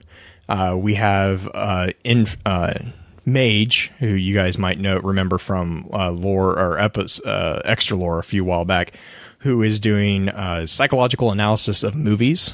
He has one up on Annihilation, actually, from a Jungian psychoanalytical point of view. It's a very, very interesting. I think he said he's got something in the works for... I just blanked on the movie that he said. Oh, Tomb Raider. I think he's going to do something on Tomb Raider. We have Josh, Demigod, who's was he going to do Tolkien or Star Wars? He's doing both. I think he has 2 articles ready on Star Wars that he's polishing up, and he's working on putting together a Tolkien article. Okay. And then I know Damo is wanting to get on for, I think he said he was interested in doing some Final Fantasy, some Tolkien as well. He wanted to, I think Damo is thinking about maybe doing an introductory kind of article series on the Silmarillion to kind of give people who might be interested in that, who don't necessarily have the fortitude to go through the Silmarillion, because Jesus, that thing is... Yeah. But so we were, and I guess the thing is, if you're interested in contributing, we are open to the quality, or not the quality, the content that I'm kind of thinking right now is pretty much anything except for fan fiction. Right. I really, it's lore, so it's analysis of the stories. Or just a summary of the stories. It's really anything. I know I'm talking with Sir Wallen is also. Yeah, I was about to say, Wally and I are trying to figure out a way to synchronize the lore seekers with our stuff, because he's doing a very similar thing, but he's doing it on his channel, which is 100% YouTube pretty much. We were trying to figure out if we could do scripts, and it I don't think it's going to work out, just because time for both of us is not a very high commodity right now. We don't. So I'm trying to configure things to get those, but I mean, right now I'm at the point where it's like, give me feedback. The basic overall arching idea that drove all of this is we want to put together a website that has lore on just about any topic you can think about. That was kind of the idea that it blew, and I kind of... let's be 100% honest. This was the challenge tweet that Green sent to me.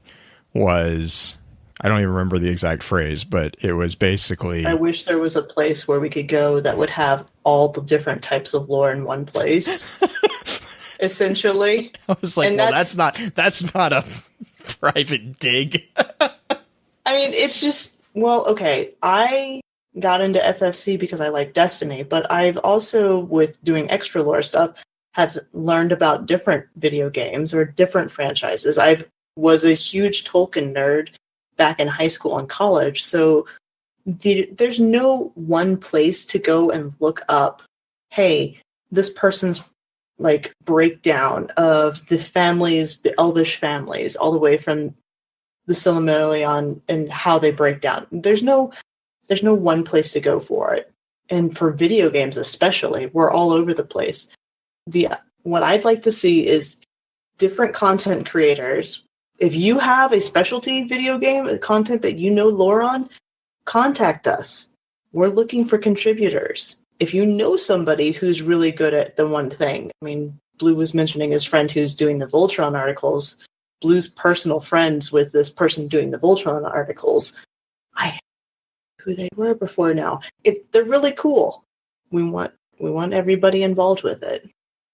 And the thing is just like with, so it is, to reiterate, it is a separate project from FFC. We are kind of just behind the scene.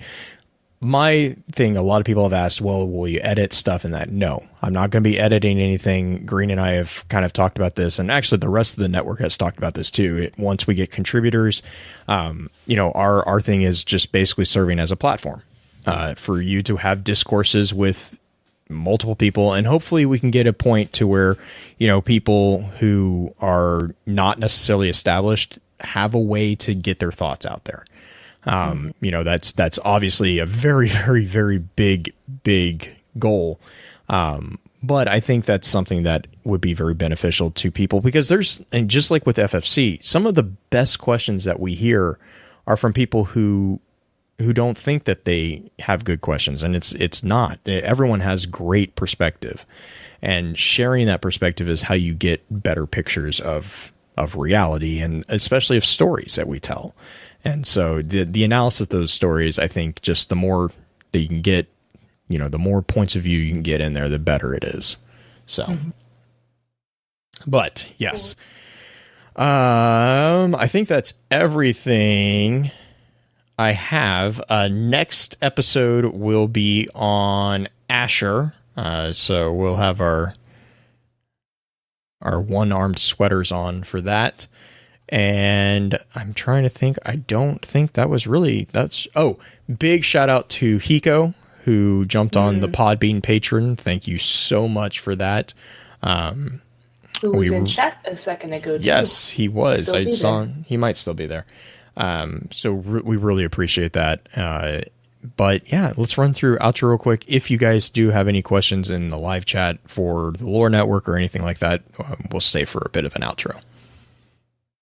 With that, we'll begin to wrap the chat up. Thank you again to those over on Twitch for coming to spend your evening with us. If you'd like to join us for the live streaming of the episodes, please be sure to give us a follow over on twitch.tv/FocusFireChat. Links to all our other sites can also be found with our episode archives over on the new FocusFireChat.com. Please be sure to email us at focusfirechat@gmail.com with any questions or comments for our team concerning the podcast, and let us know how we're doing by giving us some feedback and a rating over on iTunes as well. Also, be sure to check out all of our amazing podcast partners within the Guardian Radio Network over on theguardiansofdestiny.com. So until next time, focus your fire and may your light shine bright.